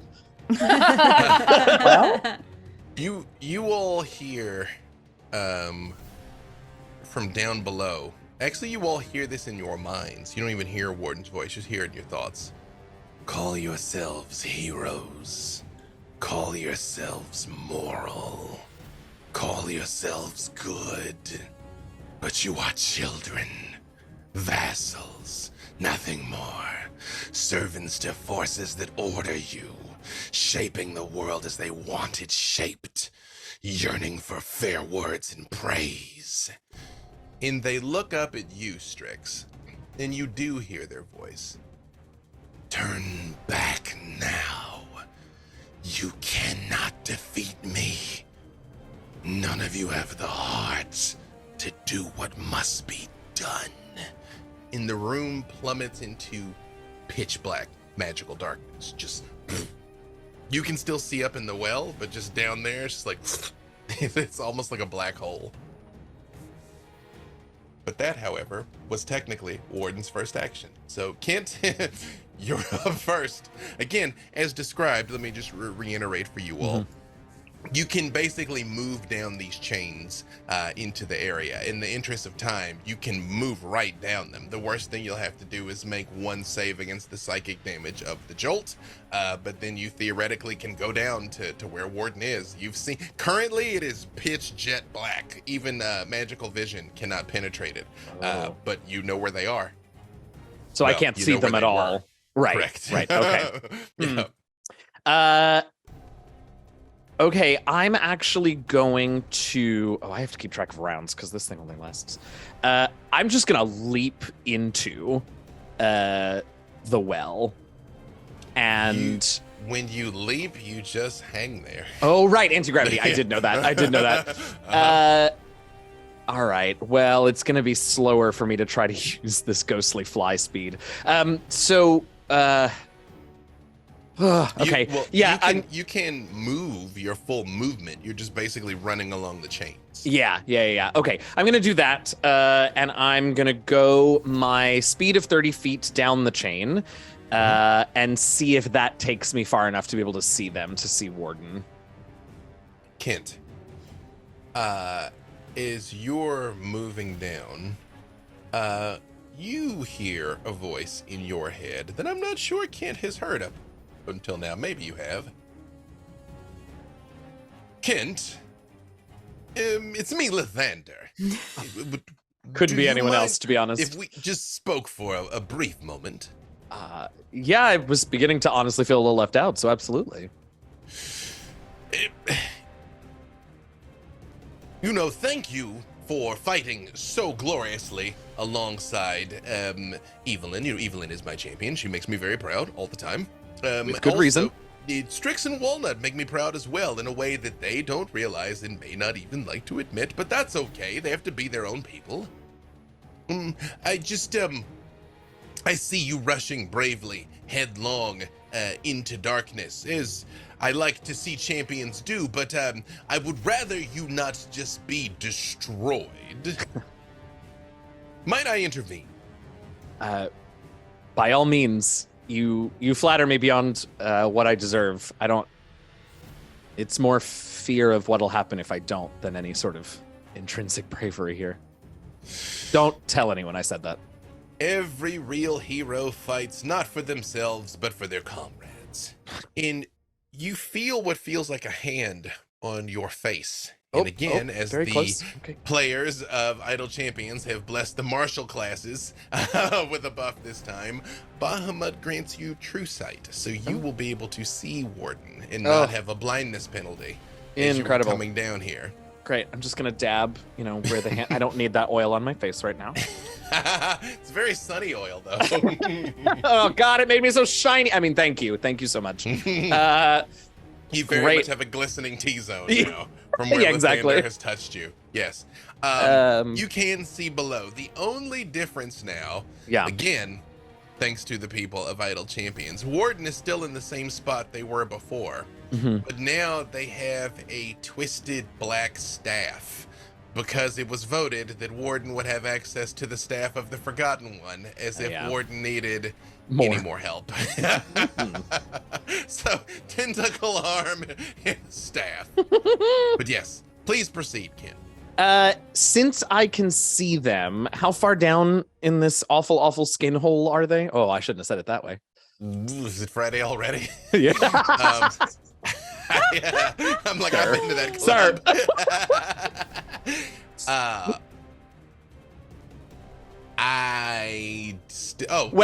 It is 100 feet deep. Okay, great. Yep. So my bracers, they're just regular daggers, I think. So okay, great. I can throw. All right, yeah. So I'll I will run down the chain as far as I can and just start. Oh, that's only 20 feet. Kent is running and begins to pull a dagger out and is like, it's too far. I don't know what to do. I don't know what to, and accidentally brushes a never used short bow that he has hiding in some place that I just saw on my character sheet that I've never pulled out. And so grabs it and purely by instinct is like, I think I pull on this part and then let go. And we'll just try to shoot down to get anything. But before I do, I keep making statements like that, hoping that some brilliant idea will come to me, and it just isn't. I do have an important question. Yeah. You pull out this very rarely used dusty short bow. Yeah. But it also has been twisted and corrupted by the far realms. So what does your short bow look like when you take it out? Well, It'll work. Yeah. No, I'm pretty sure that what used to be like, a properly made and cleaned and cured cat gut string is now just guts. And the wooden part of the bow itself is made of finger bones that all still have the nails attached to them. I don't know why that detail is what I notice immediately, but it is. It's right by your face when you draw. Yes. That's a nail. Yeah. All right. Yes. Go ahead. And it's a 17 to hit. Let me double check. You know what? Enough. As a bonus action, because every little point counts unless it's immune. I'll stab the arrow that I'm about to shoot into one of my little bandolier poison pouches on my boots, so it'll be poisoned. Okay. Was 17 enough? That is enough. Okay. I don't know that there's any good reason for me to get my sneak as much as I would like it right now, because there's nobody really down there, huh? Mm-mm. All right. Well, wait. To what? Sorry. To get my sneak. No. There's That's no right. allies down there. All right. So, Constitution save from Warden, please, and it'll be 7 piercing. You see the arrow lodges itself in them and strikes true, but they seem wholly unfazed by anything else. Wholly unfazed. Okay, cool. Mm-hmm. That's fine. Holy. 7 piercing, and you said it was 100 feet deep, so I'll have gone far enough for the 80-foot range, so 20 feet down, and I'm gonna turn around and start back up 10 feet with the rest of my move. Are you gonna back up? Perfect. As you come down a little bit, you see that they're looking at you. To everybody else, it is just a sheet of blackness.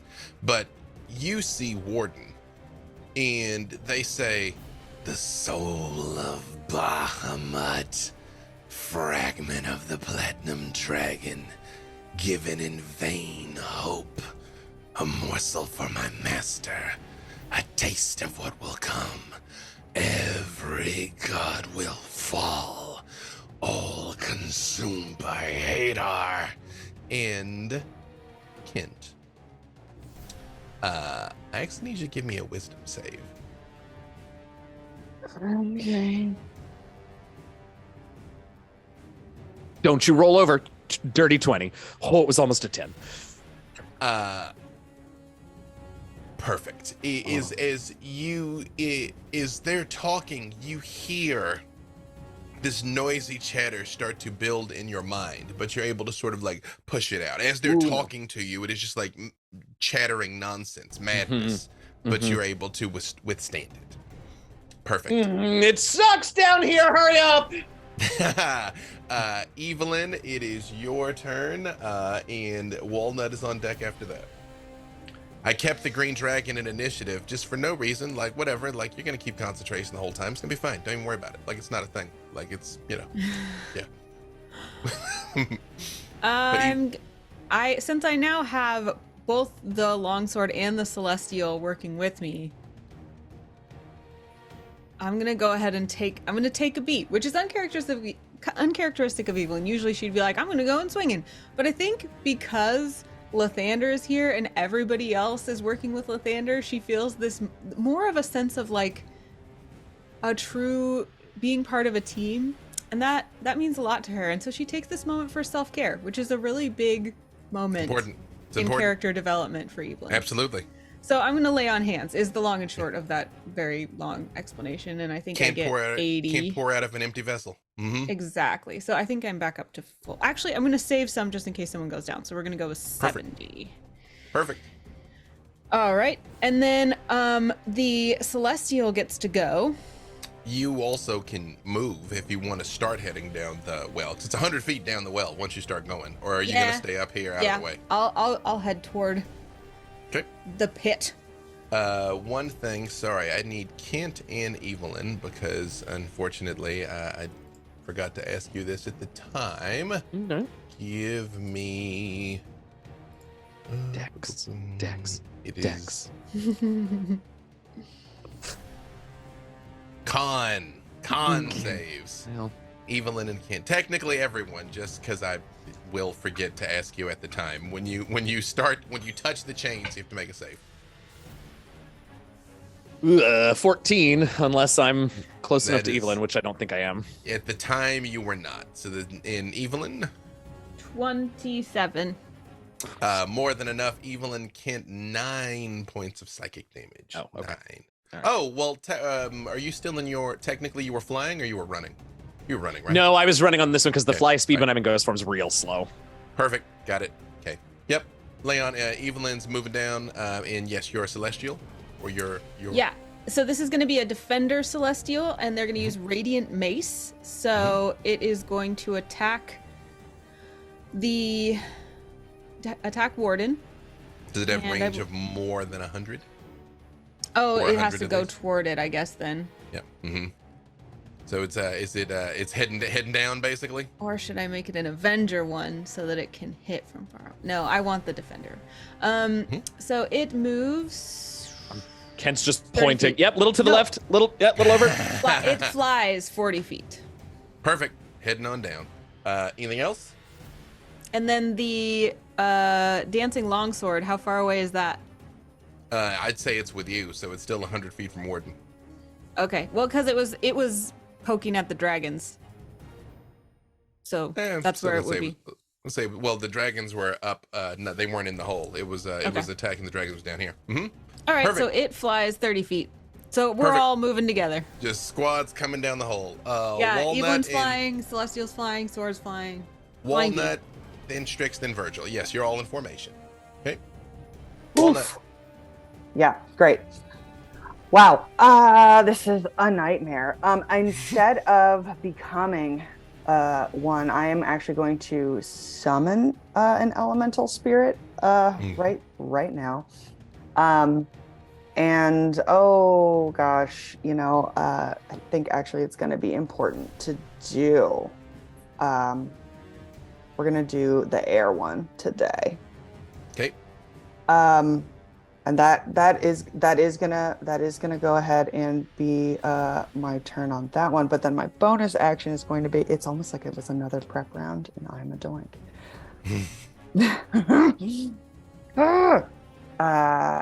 Then I A lot's happening. No I problem. know. Gosh. I can do this as a bonus action. Let's do it. I am going to use, I think, Guardian of Nature as a bonus. Oh no, that is concentration too. Hey, the fun thing about concentration is that you have to concentrate. Yeah, and druids have a ton of them. It's because you're supposed to cast one and then wild shape. That's why they're like, yeah, do this thing, and then woo, And sorcerers are just doing it all the time Yeah, it's so true. for no reason. You know what? I actually, what? Yeah, what an incredible thing. No, that is going to be it for that. Then I'm gonna And summon this elemental. moving towards. Yes, moving. Right. Obviously, continuing. Perfect. Strix and then Virgil. All right.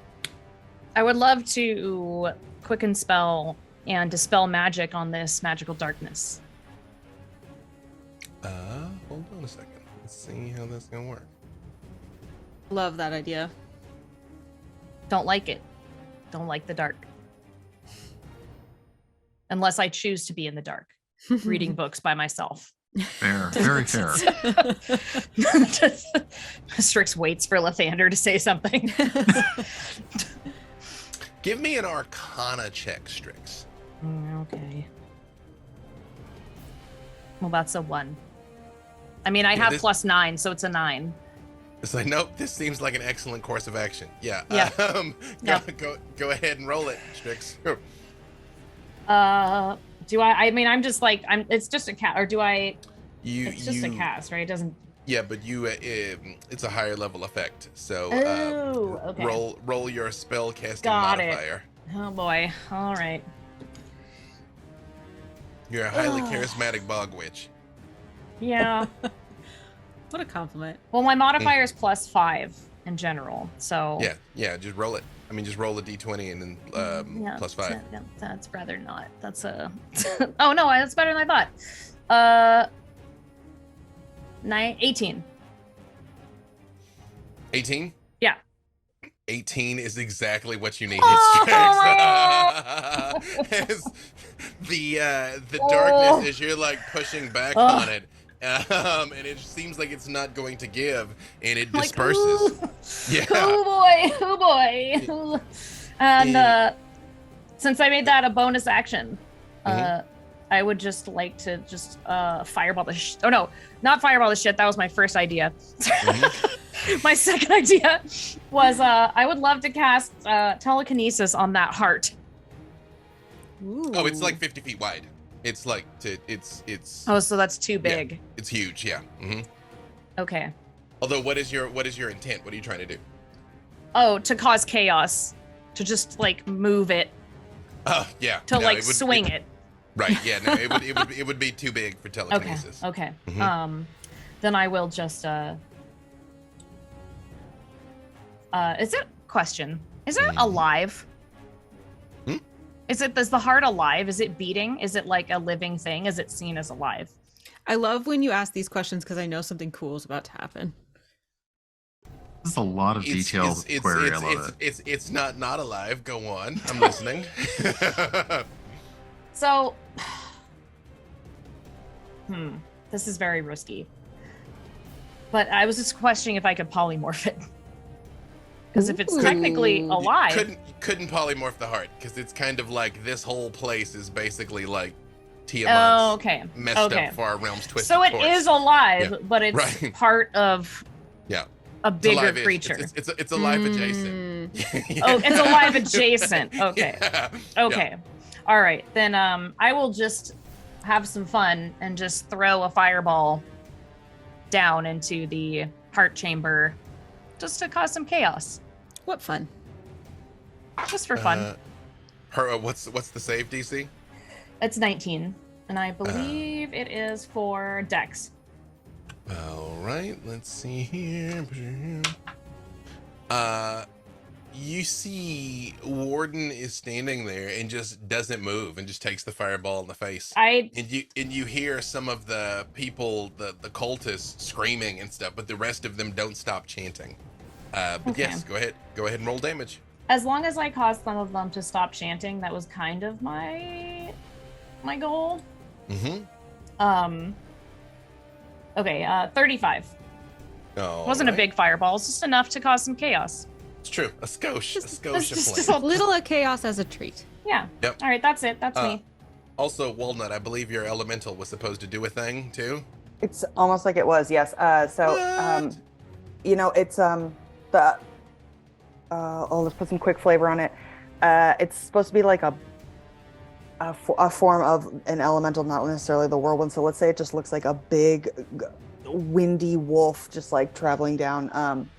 And I wanted to do, because summoning it at a higher level, it can do multi-attack. So I would also like it to just get down in there and. Yeah, it's 100 feet away. So how far can it move? It can. Oh, you want to know what? It can move so fast. All right. Well, then I guess it can just dash and it'll go 80. Gonna be heading that way. Yeah. Right. Okay. Fine. All right. Air elemental, the air wolf is coming down next to everything else. Shout out to Airwolf, children of the 80s. Thank you. Perfect. Last but certainly not least, Virgil. Virgil now, so the darkness has been dispelled and we can see Warden. Okay, Virgil was going to come through with this to dispel the darkness, but this is actually even better because now he doesn't have to guess and is going to cast Sunburst at Warden. Perfect. Sunburst? It's got a range of more than 100 feet, right? Correct. Is that an attack for you or a save from them? It is a con save, DC 18. Okay. Yeah, Virgil's the only one Lathander hasn't talked to, so this is not an application. This is not a demo reel. This is just, inspiration. That's the thing. Not You trying to don't get his need any attention, help. You've though. already figured it out, friend. Yeah, okay. There he is. It's just out of the darkness, just two thumbs made of light and a big Cheshire Cat smile. Virgil, as you are sunbeaming. Yes, it does not appear like, well, hang on. You know what? Actually, you see the light begins to burn, and you see that they just kind of growl for a second, and it's like the light starts to like push back against them as they will themselves to make the save. Oh, so if they're willfully saving, do they take damage at all, or just half as per normal? Yeah, I mean, yeah, it's half as normal. Okay, I was like, this is that's some extra magical stuff. I was a little bit like, what is happening? I'm just G'ing up a legendary resistance. That's all. Yeah. Okay, so that's gonna be 17 points of radiant. Perfect. And all right. that is hold on, that's a 60-foot like radius, so if there's anyone around him, they're also sizzling. Got it. Again, more random screaming from cultists, but you notice the ones that aren't affected don't stop chanting. Dedicated, focused, I like it.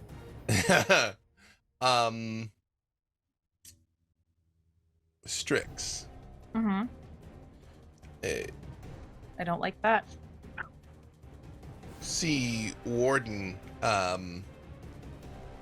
looks up at you and says, "You see now, I'm destruction. I channel the power that consumes all things. All is shadow. All is madness. I embrace the end my master creates." And when they say this, from this swirling storm that is flying around you, just a bolt of it just peels off and shoots towards you, Strix. I need a dex save. All right. I try to mimic him not reacting to the explosion. I try to like stand there and take it. Yeah. Yeah. Just to really just bother him. Just drive it home. Yep. Yeah. That's 17. That is enough. You take 9 points of force damage, but manage to stand your ground. And then I gesture a hug.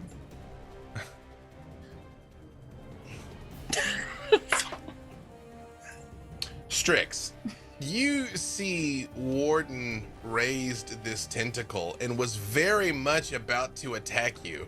And you gesture the hug, and their green eyes just sort of narrow for a second like they're thinking, and they turn to Evelyn instead. Oh no! That's not what I wanted! I like hugs too! Offer him a hug, it's weakening him! I mean them! It's weakening them! My one weakness, affection! Let's see. What are they going to do?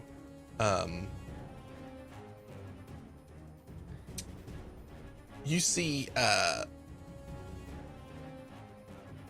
they just shimmer for a second and appear halfway up in the well, just right in the middle. As you all are coming down, they appear halfway up and lock eyes with you, Evelyn, and are gonna do some stuff.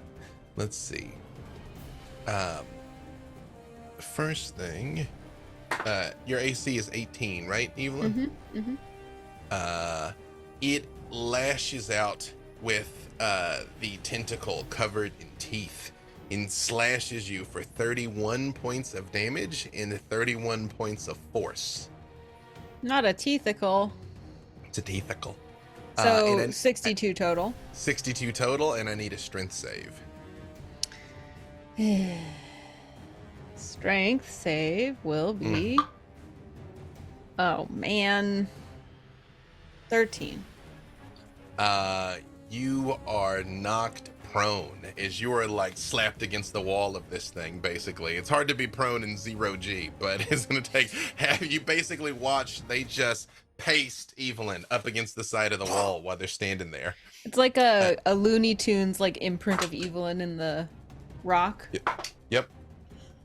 Oh no, Kent. Kent. I need a con save. Oh. Oh no. Strix Kent. got a deck save though. Oh no. When did Kent. Strix get one? It's a 17. Evelyn is down here now, yeah? Okay, good news, bad news. Good news is that is enough of a save okay. to avoid the worst of it. Okay. The bad news is he hits you for 50 piercing and 50 necrotic because I rolled a natural 20. What? So what does he hit me with? My God. The worm out of their chest Ugh. Oh, lashes out at you. So when this worm hits me, where it hits me, the necrosis spreads, but there is a flash of what looks like dragon scale that appears on me, and I am resistant to piercing damage from a gift from some draconic echoes a while back. So it's only 75 points of damage instead of 100. That's all. Is Kent still up? He is. And I need a wisdom save, Kent. More. Mm-hmm. 21. Same thing, Kent. You feel those whispers coming in, trying to force their way into your mind, but you're able to resist them. Listen, Gosrick never shuts up. It's fine. I can take this. Perfect. But that is it for Warden. Kent, it is actually your turn, and they're right there in front of you. Well, that's good news. There are various summons and such. Somebody else that I like is within 5 feet of Warden, right? Yeah. Glorious. All right. The last thing I need is to miss. So as much as I would love to use my rapier, let's use daggers and just two-hand it. Okay. First one is a 29 to hit. That is enough. All right. Let's try that again because I don't like a 2 if I can get a 1. Okay. So that's 6 plus. Oops. Well, that's the wrong one, but that's all right. 6 plus 30 is 36 piercing and 18 necrotic. And then go ahead. Notice you stab them, but they seem wholly unfazed by the rest of it. Yeah, And when you stab them, they look at you and they just look down at the dagger and look up and say, "That won't be enough." And they disappear and reappear 60 feet away from you, back down at the bottom. Back down at the bottom. Okay. Like they appear, boom, boom. Yeah. Hit and like vanish and are 60 feet away again. Is there one of the cultists that is still chanting within 30 feet of me?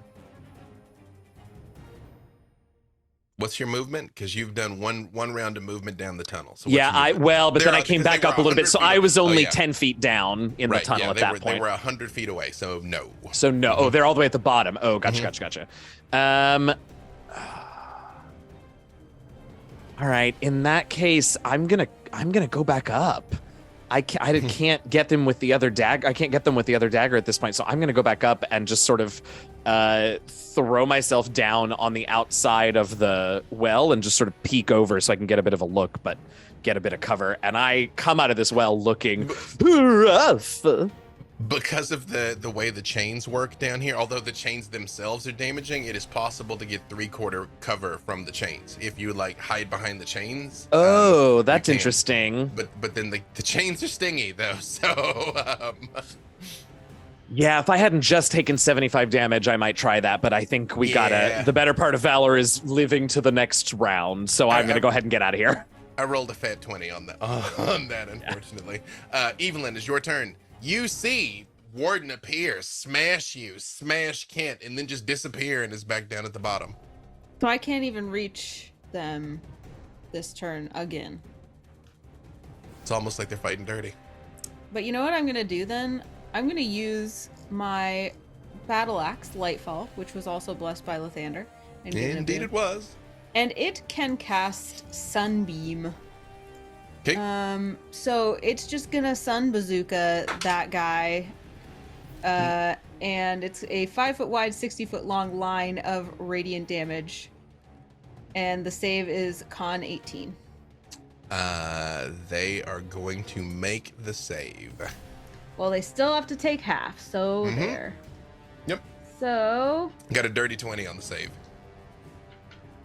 that is Also, Walnut's on deck. And Strix. 14 radiant. And Okay. they are not blinded, lucky them. Perfect. You see, again, it's just as this light hits them, it's like they don't flinch and they don't run or anything. They just sort of like look at their hands and then look up at you and say, "This is the power of your god." Burn stone it. Pitiful." Well, then I look at the Celestial and I'm like, please, after you. And then have the Celestial actually probably can't reach still either. Because it was 40 and 40, but it was like 100 feet away from us when we started, right? Correct. All right, so the sword and the Celestial and I continue. Still coming down. Yep. Triangulating. Perfect. Walnut, your turn. Great. Hello. I am going to, after seeing them get smashed, I'm going to, because by some blessing. Sorry. Technically, Evelyn was prone, so it's going to be half your movement just digging yourself out of the wall, so. Okay, well, the Celestial and the way. sword are ahead of me then. Yeah, got it. Wait Perfect. up! Sorry, Walnut. No, you're good. Just after seeing that, I'm going to do another Mass Cure Wounds.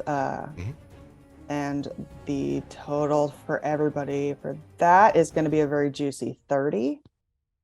And that's going to be the last on that one. And then that's it for my action. Now my elemental can move and get right up on Warden if they're down there. So we're 20 feet away. Okay, so I prepared all the dice.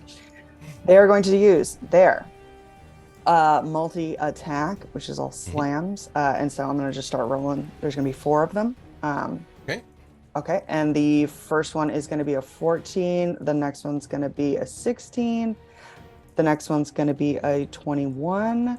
You see, the first 2, it's like Warden moves like just enough that these like fists made out of wind to go past as it's biting and snapping.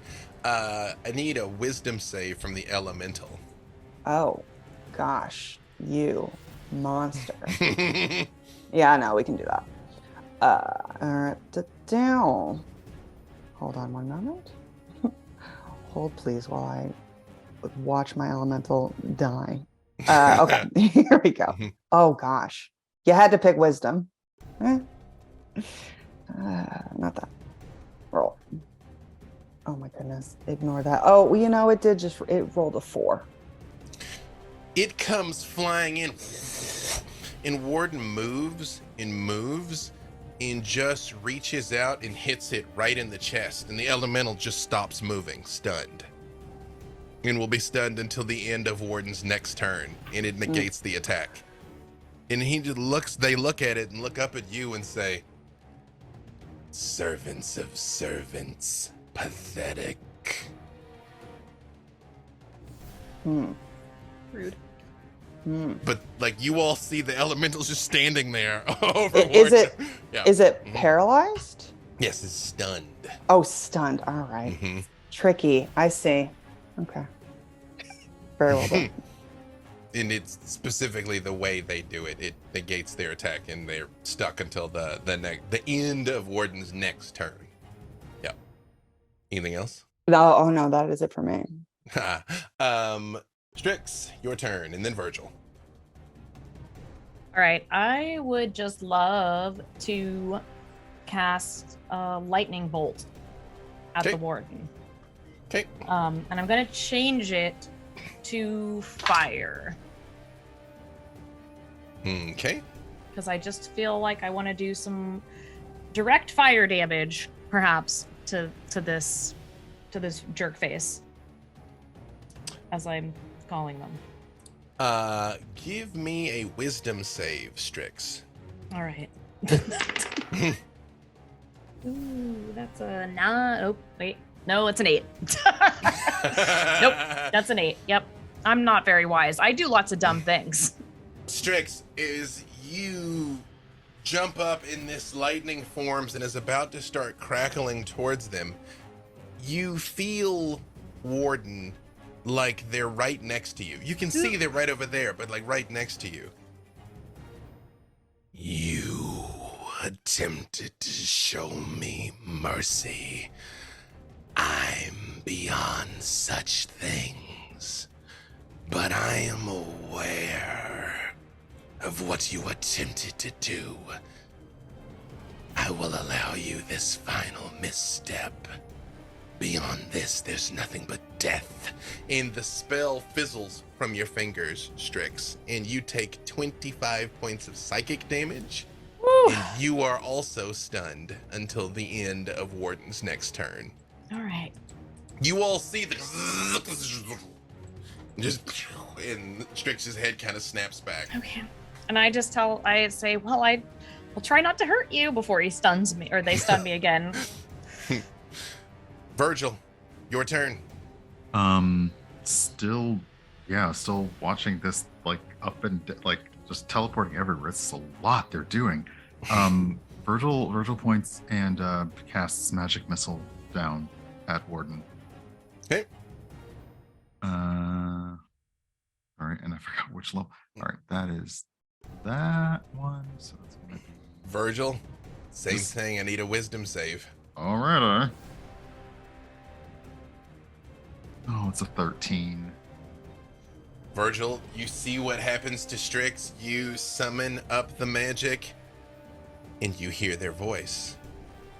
You, Asimar, eluded me once, not again. I think you should be the first to die. I think your tiefling love should watch, don't you? And the same thing, the magic fizzles. 25 psychic damage as you are stunned as well, Virgil.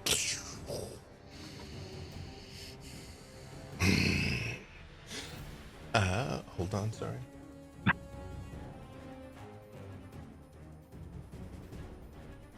Hold on a second here. 1 second.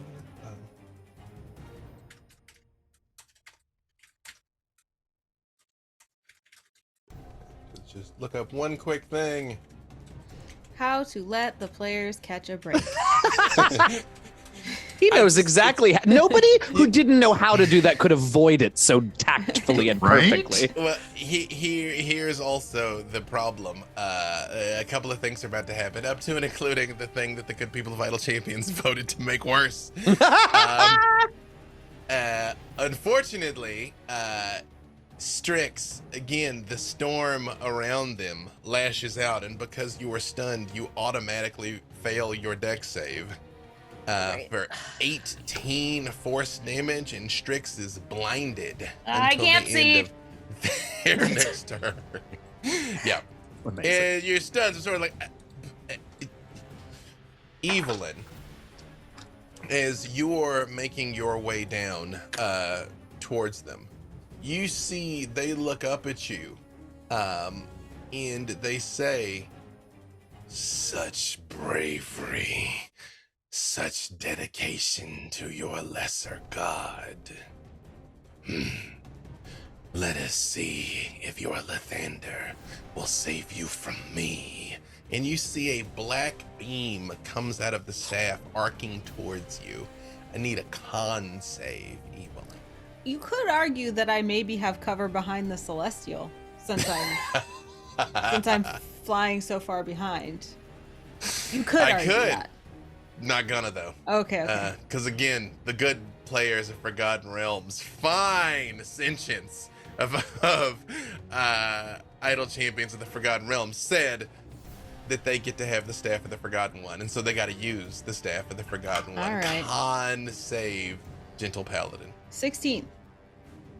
Which is unfortunately not enough. This die is dead to me. Evelyn, Yes.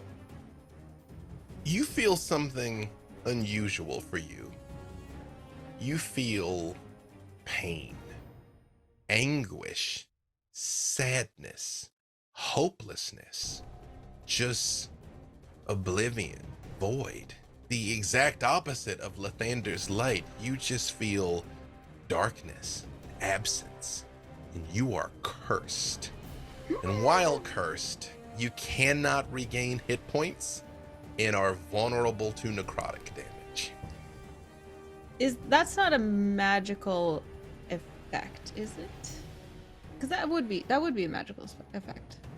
In what regard? To see if what will work against Well, because I have resistance to damage from spells, and then I also have something. Doesn't Treppy do something like imposes disadvantage or something? I'm desperately looking to find what Treppy does. Treppy wouldn't be able to help you with this one, unfortunately.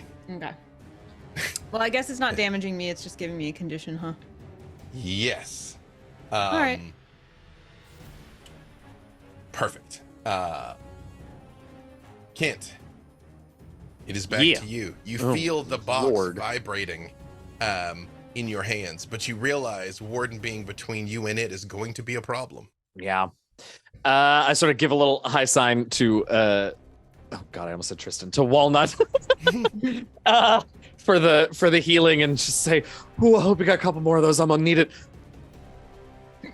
And I'm going to be very foolish. 100 feet down, I'm gonna run 30 feet down. Mm-hmm.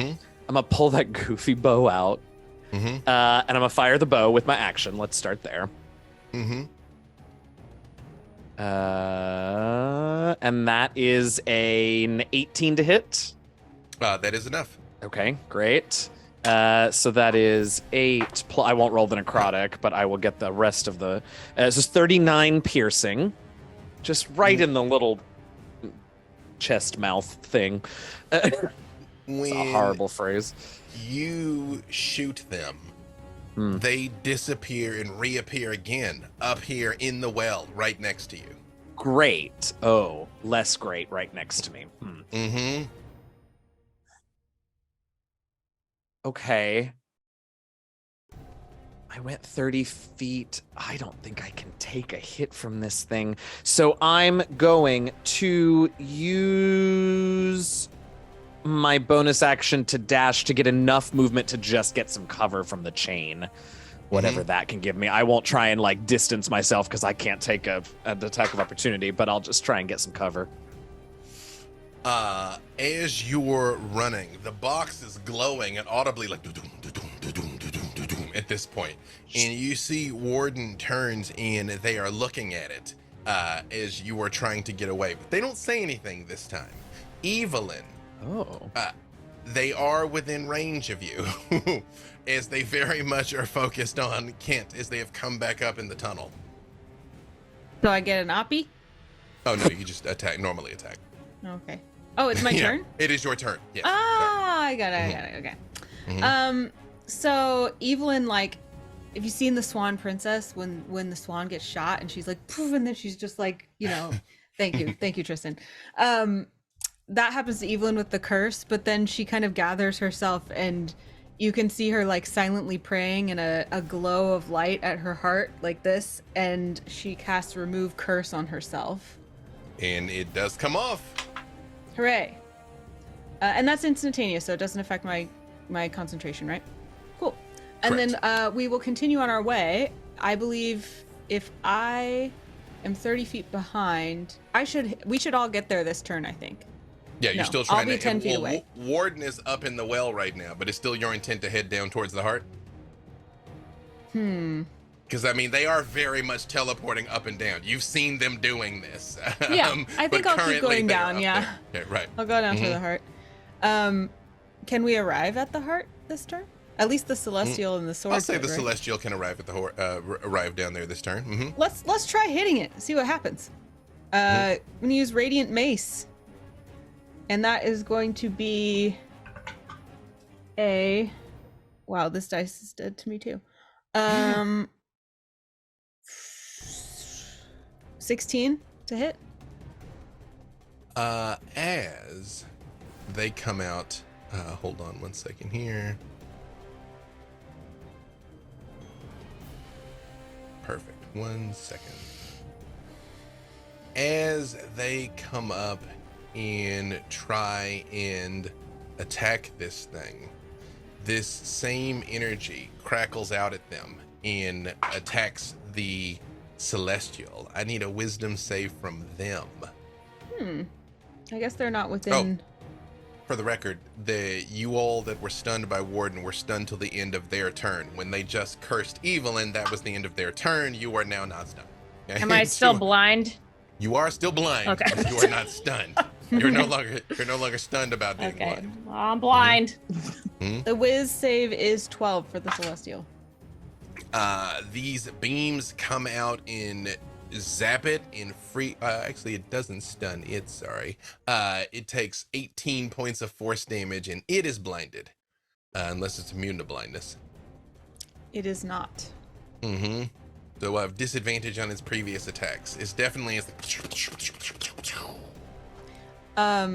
I imagine that this was like kind of in the light was like a biblically realistic angel, you know, with all the eyes all over it. So all of a sudden, all the eyes are white. Especially here in the far realms, it's definitely a biblically accurate angel. There's a reason why the first thing they almost always say is "Don't be afraid." If it was just like a chubby little baby, they wouldn't have to mention that. You know what I mean? Right. So Yep. Anything else from Evelyn? So blinded, and how many hit points did it take? 18. Or how many damage? 18. 18. Thank you. And then I guess the little sword pew, pew, pew, is gonna try to. They to lightning stab it, striking too. at the sword. It can't be blinded. It's a sword. Yeah. Okay. Anything The else from sword Evelyn? is 28 to hit. Same thing. To the heart. It is. It seems like it is like cracking against the stone, but I mean, it is just getting like shocked violently. But I mean, it can't really break. Well, I mean, it can break, but it seems like it's getting through. So it does hit or does not hit? It does hit. Oh, okay. So it does damage, which would be 8 plus the divine smite that Lathander gave me. In fact, let's do like a third level of that. So 3, 8 is 11, 1 is 12, and 1 is 13. The smite goes off, and you see a flash of light, and some of these tendrils of energy that were going up connecting towards Warden start to dissipate. And you see they look down and notice, but they don't disappear. Walnut. You Yes. find yourself back in that space that I believe it was Walnut saw before. I can be mistaken, but if not, you're seeing it now. It is a blank, empty room, and there is a table with a dark-haired woman with olive-colored skin who is shackled, and clearly, like energy is being taken out of her. Her eyes now are sunken and worn, and her jet black hair is matted all over her head with sweat. And she turns her head and looks at you, and she's like, I can't believe that you people are the ones sent to rescue me. Don't you understand what you have to do to beat that thing? Walnut is just like in this place, just like immediately completely shaken, and is just like charging toward her, and is like charging towards her, saying, "What are we supposed to do?" I just hate having to spell it out, but fine. I don't want to die like this. Hadar told you. Hadar told you what your weakness is. Hadar told you what you were not capable of, and that's why you would lose. And Walnut, you're back in the well again, with all of this still happening. Just like still yelling, and there's no one there, and it's like not coming out as words. It's like just barking. Okay. Her eyes are darting around. Who? Is Basically, anyone... everybody is kind of. I mean, even though Evelyn's on the way, Evelyn is furthest down the well. Most everyone is definitely within earshot, and almost everybody but Evelyn you could touch. I love that for me. So I will just shout out to everyone, being like, saying, I saw her, and we have to do what he said we couldn't do. We have to do it. We have to do that thing. And she's just like going over and over and over. Warden turns and looks at you, and he's like, oh, Hadar told you.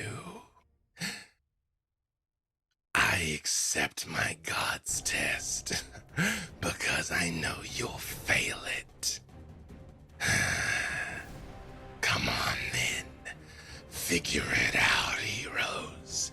What does it take to stop me? You won't. You can't. And they disappear and reappear right at the bottom, right in front of you, Evelyn. Just like standing there over the ritual site. Yeah. It's like, I won't even try and stop you. None of you have the heart, so to speak.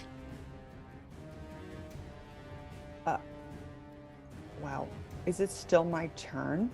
Yep. 'Cause I'd love to do a thing right now. Here,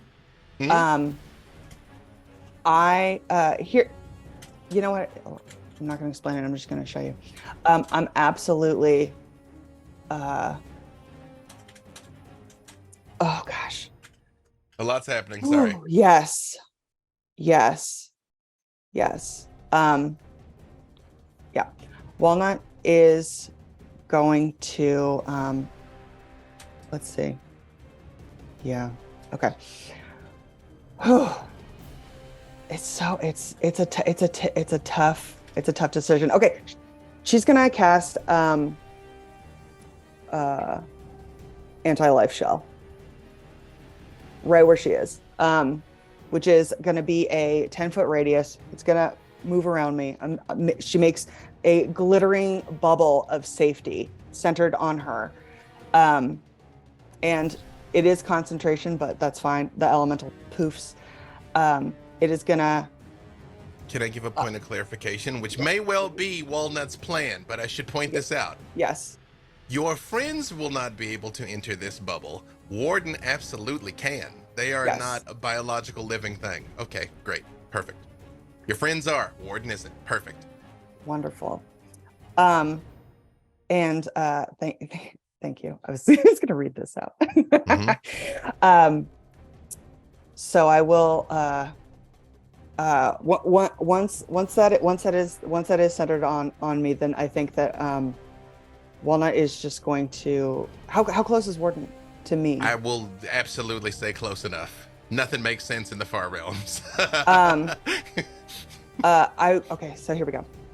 Shimmering bubble. This disgusting looking Walnut with the everything, and she's world weary. And I want her to just walk straight towards Warden, and all she is saying is just, I just wanted to go home. I just wanted to see my wife. I did not want to come here. Like, this was not my job. And she's just saying that over and over and just walks towards him. As Walnut is coming towards them, Evelyn, you're right there. Warden turns and looks at you and says, you won't let her do it. You can't. You can't watch your friend suffer and die like this, even if it means letting me win. I know you can't do it. I will kind of ignore Warden, but respond to that by being like, Walnut, you have someone to go home to. Don't do this. Let me. It does not stop. The bubble just keeps moving towards Warden. You see cultists being ejected, running out of the way. Some of them laying on the ground as Walnut is walking across the room. Their bodies are just being disintegrated by the anti-life shell as they're coming closer. And Warden just turns and looks at you and goes, fine. And lashes that tentacle out around Evelyn's neck. Come on then, let's go. holding on to Evelyn while you're coming towards them. Do Evelyn's it, like, see, Walnut. it's fine. See? Do it. Walnut just keeps walking. It's like if you can't see in it, you can just hear her voice is like cracking, and she's like, I didn't want to do this. I didn't want to be here. I just wanted to be home with my wife. While Walnut is heading towards Warden and Evelyn down below, with this thunderous chaos erupting all around, what are Strix, Kent, and Virgil doing? I will say you can see now, Strix. You are very aware of what's happening. You very much see your friends doing this. I'm not going to let Evelyn or Walnut die. That's not going to happen. So I'm going to, if I can, like Misty Step in between Evelyn. Actually, no. I am not going to do that. I'm not going to do that. I do have, hold on. I do have my I don't have a dagger. I have the tentacle whip. Interesting. Okay. Well, while Strix is pondering, Kent, Virgil, what are you two doing watching this scene play out before you here? You are muted, Virgil. Of course I am. Mhm. Virgil understands what Walnut is trying to do and cannot let it happen. And reaches deep within the magic here in the far realm, the magic they're attuned to, and uses the spell Wish to cause all of the party to essentially Hang on, be wait immune. 1 second. Okay. Be very clear on exactly what you wish for, because exactly what you wish for is exactly what is going to happen. Twilight Zone Monkey Paw School of Witchcraft. I know, and You started by saying I essentially want this. I'm like, no, essentially. No. And this is why I'm picking one of the easier effects of Wish, because Wish is a lot even for me, and I love the Twilight Zone. To grant creatures immunity to a single spell or magical effect for 8 hours. So I am attempting to use it to grant us immunity to the anti-life shell that Walnut has cast. Perfect. Put a pin in that. Okay. Kent, while Virgil is preparing to cast this wish here, Kent, what is it that you are doing? I know what Strix is going to do now. Okay. Kent doesn't do anything. He spent his entire life studying death gods and tombs and spirits, because nothing scares him more than death. His own, those he loves,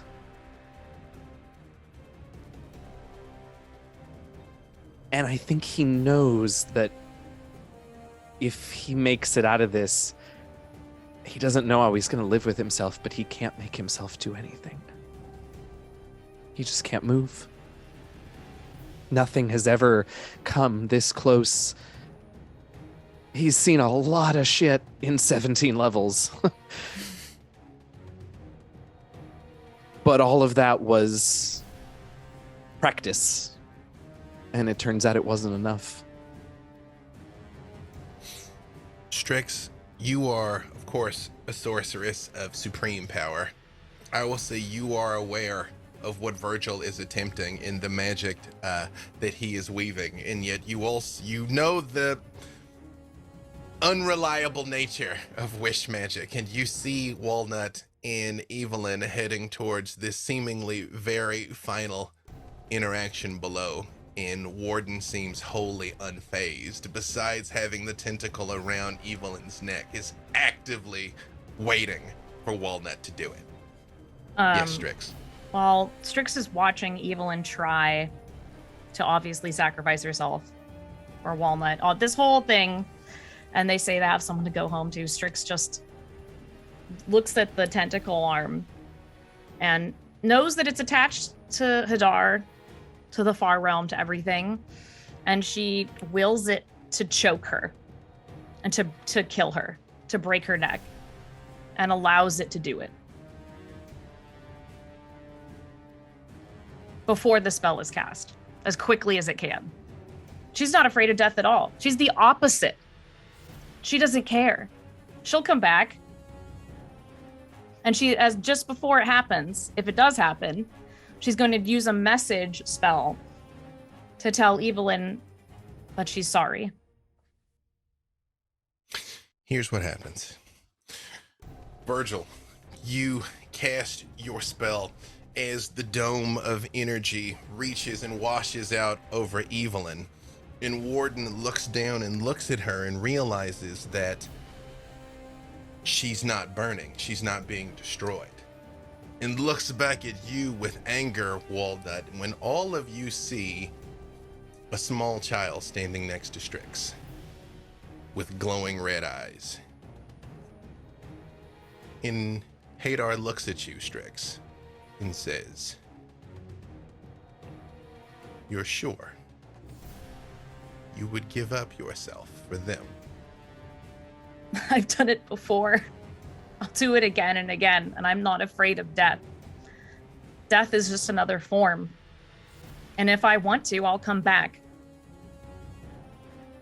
I come back before, I've come back again, and I will come back this time. I'm not afraid of you or death.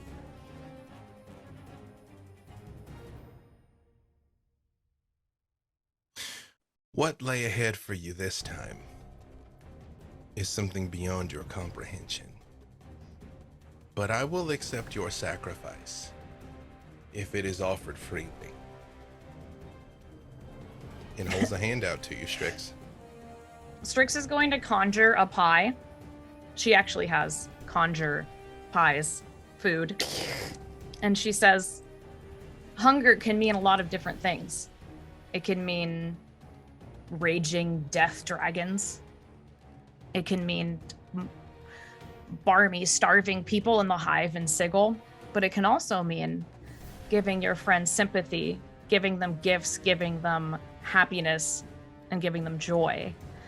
And I forgive you. And she takes the hand while handing the child the pie.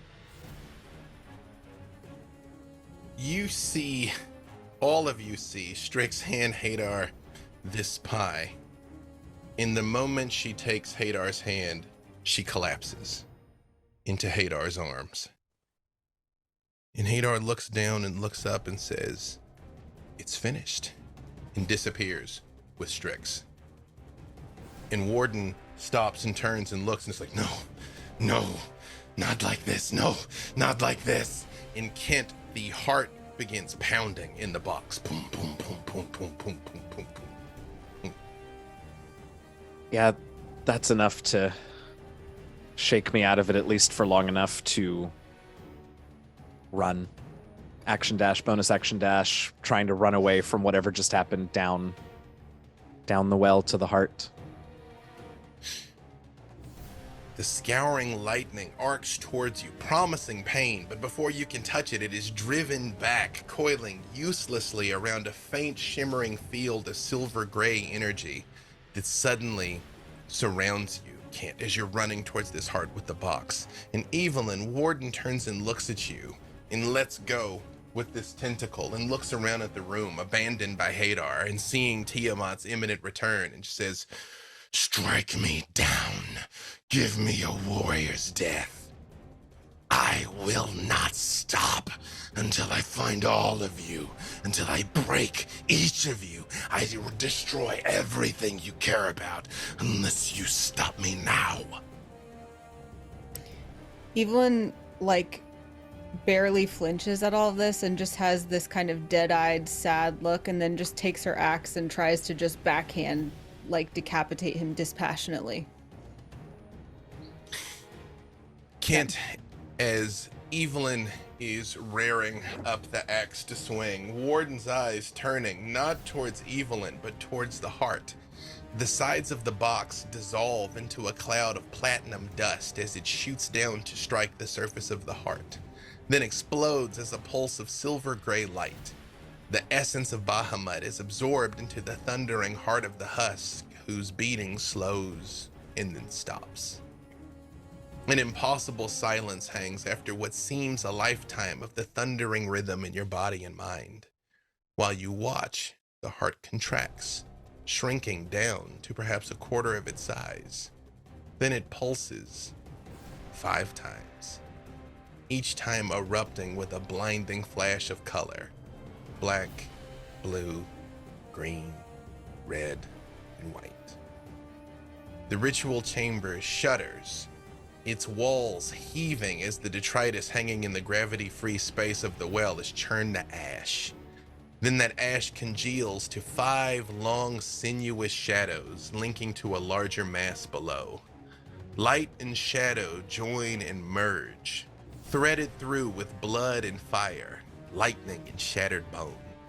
And when it's done, a monstrous form floats at the center of the well, her 5 heads shaking slowly as if waking from a dark dream. Tiamat, the Dragon Queen, has returned. There she is. Oh. Evelyn, as the sword swings, Tiamat's wyvern tail comes out and just blocks the blade and very gently caresses it as her green head leans down next to you and says, "I know you. Would you do me a favor, Evelyn?" What? Warden looks at you and he's like, "No, now. It has to be now. Would you leave this one for me?"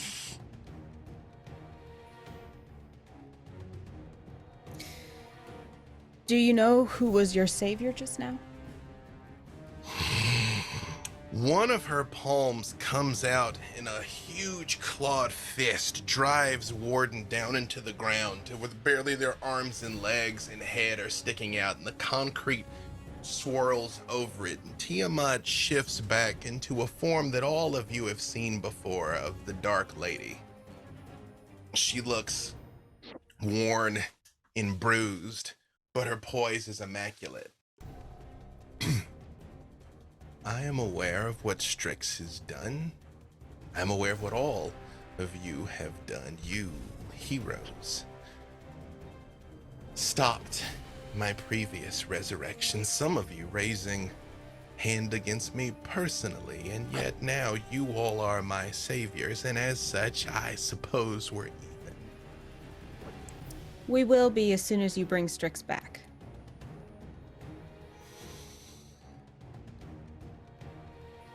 She looks and she says,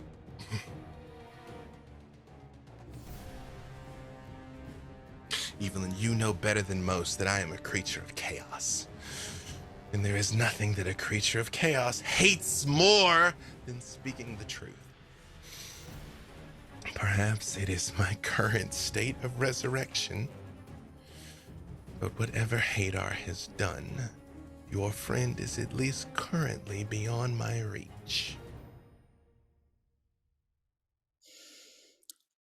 There is not much that a creature of good hates more than bringing a creature of evil and chaos back to the world. I'm a creature of necessity, Evelyn. A creature of necessity. There. But either way, you are a powerful being, are you not? The most powerful. Once I've recovered properly, of course. And you remember what happened last time we came to blows, You see she just sort of idly rubs her neck at a point where your axe bit her last time. She's like, I recall. It would be good if you and I were not at odds and instead joined forces. Would you do that to save your savior?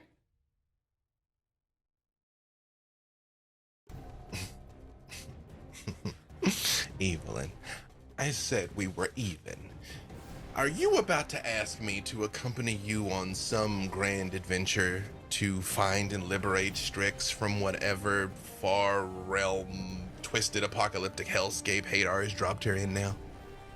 Evelyn kind of like one angry tear slides down her cheek and she says, we are not even. And I will do what it takes to bring her back. And you will join me, or we will not be even.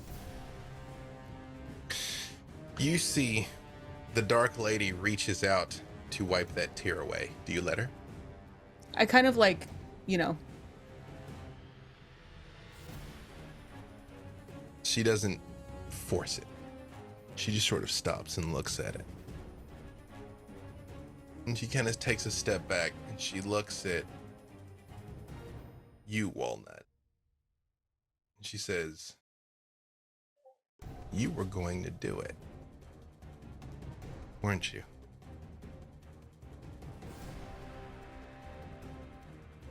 You are muted. Oh, I guess we won't know. But I think you know. She just sort of smiles slowly. And she looks at Virgil and Kent and she says, you two, you were fighting on the mountain. You defeated many of my cultists. Made it possible for these other ones to come and face me. Pleasure to make your acquaintance, Tiamat, the Dragon Queen.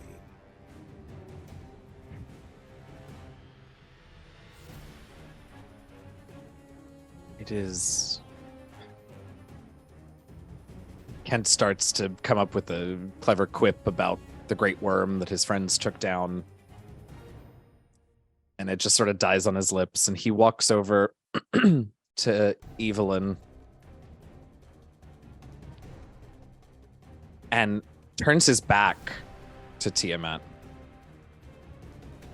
and reaches inside his cloak and pulls out a little wooden statue. Tears streaming down his face, and just looks Evelyn right in the eye and says, I don't know if it's enough. But maybe this is a start. And he turns the statue around, and it's a little statue of Strix that is a soul trinket. It has just a tiny, tiny sliver of her soul. But maybe it'll be enough. And I hand it to you. Evelyn just throws her arms around Kent's neck. This is plenty. Don't worry. More than we need. Yeah. Well, while they're having that moment, she looks at you, Virgil, and she says, Asimar, beautiful.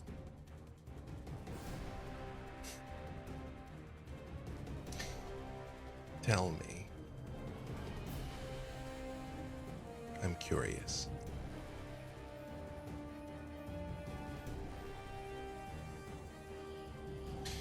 If you had the choice between going home to the warmth of your bed, the arms of your beloved, in the peaceful existence you've come to know, is that what you would want? Or if you were to have to go with her to whatever end to get that colorful tiefling back again, which would you choose, Virgil?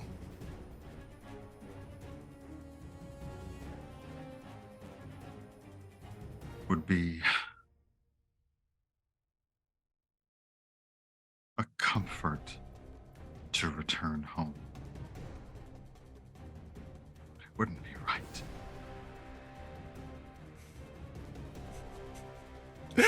Heroes. Evelyn.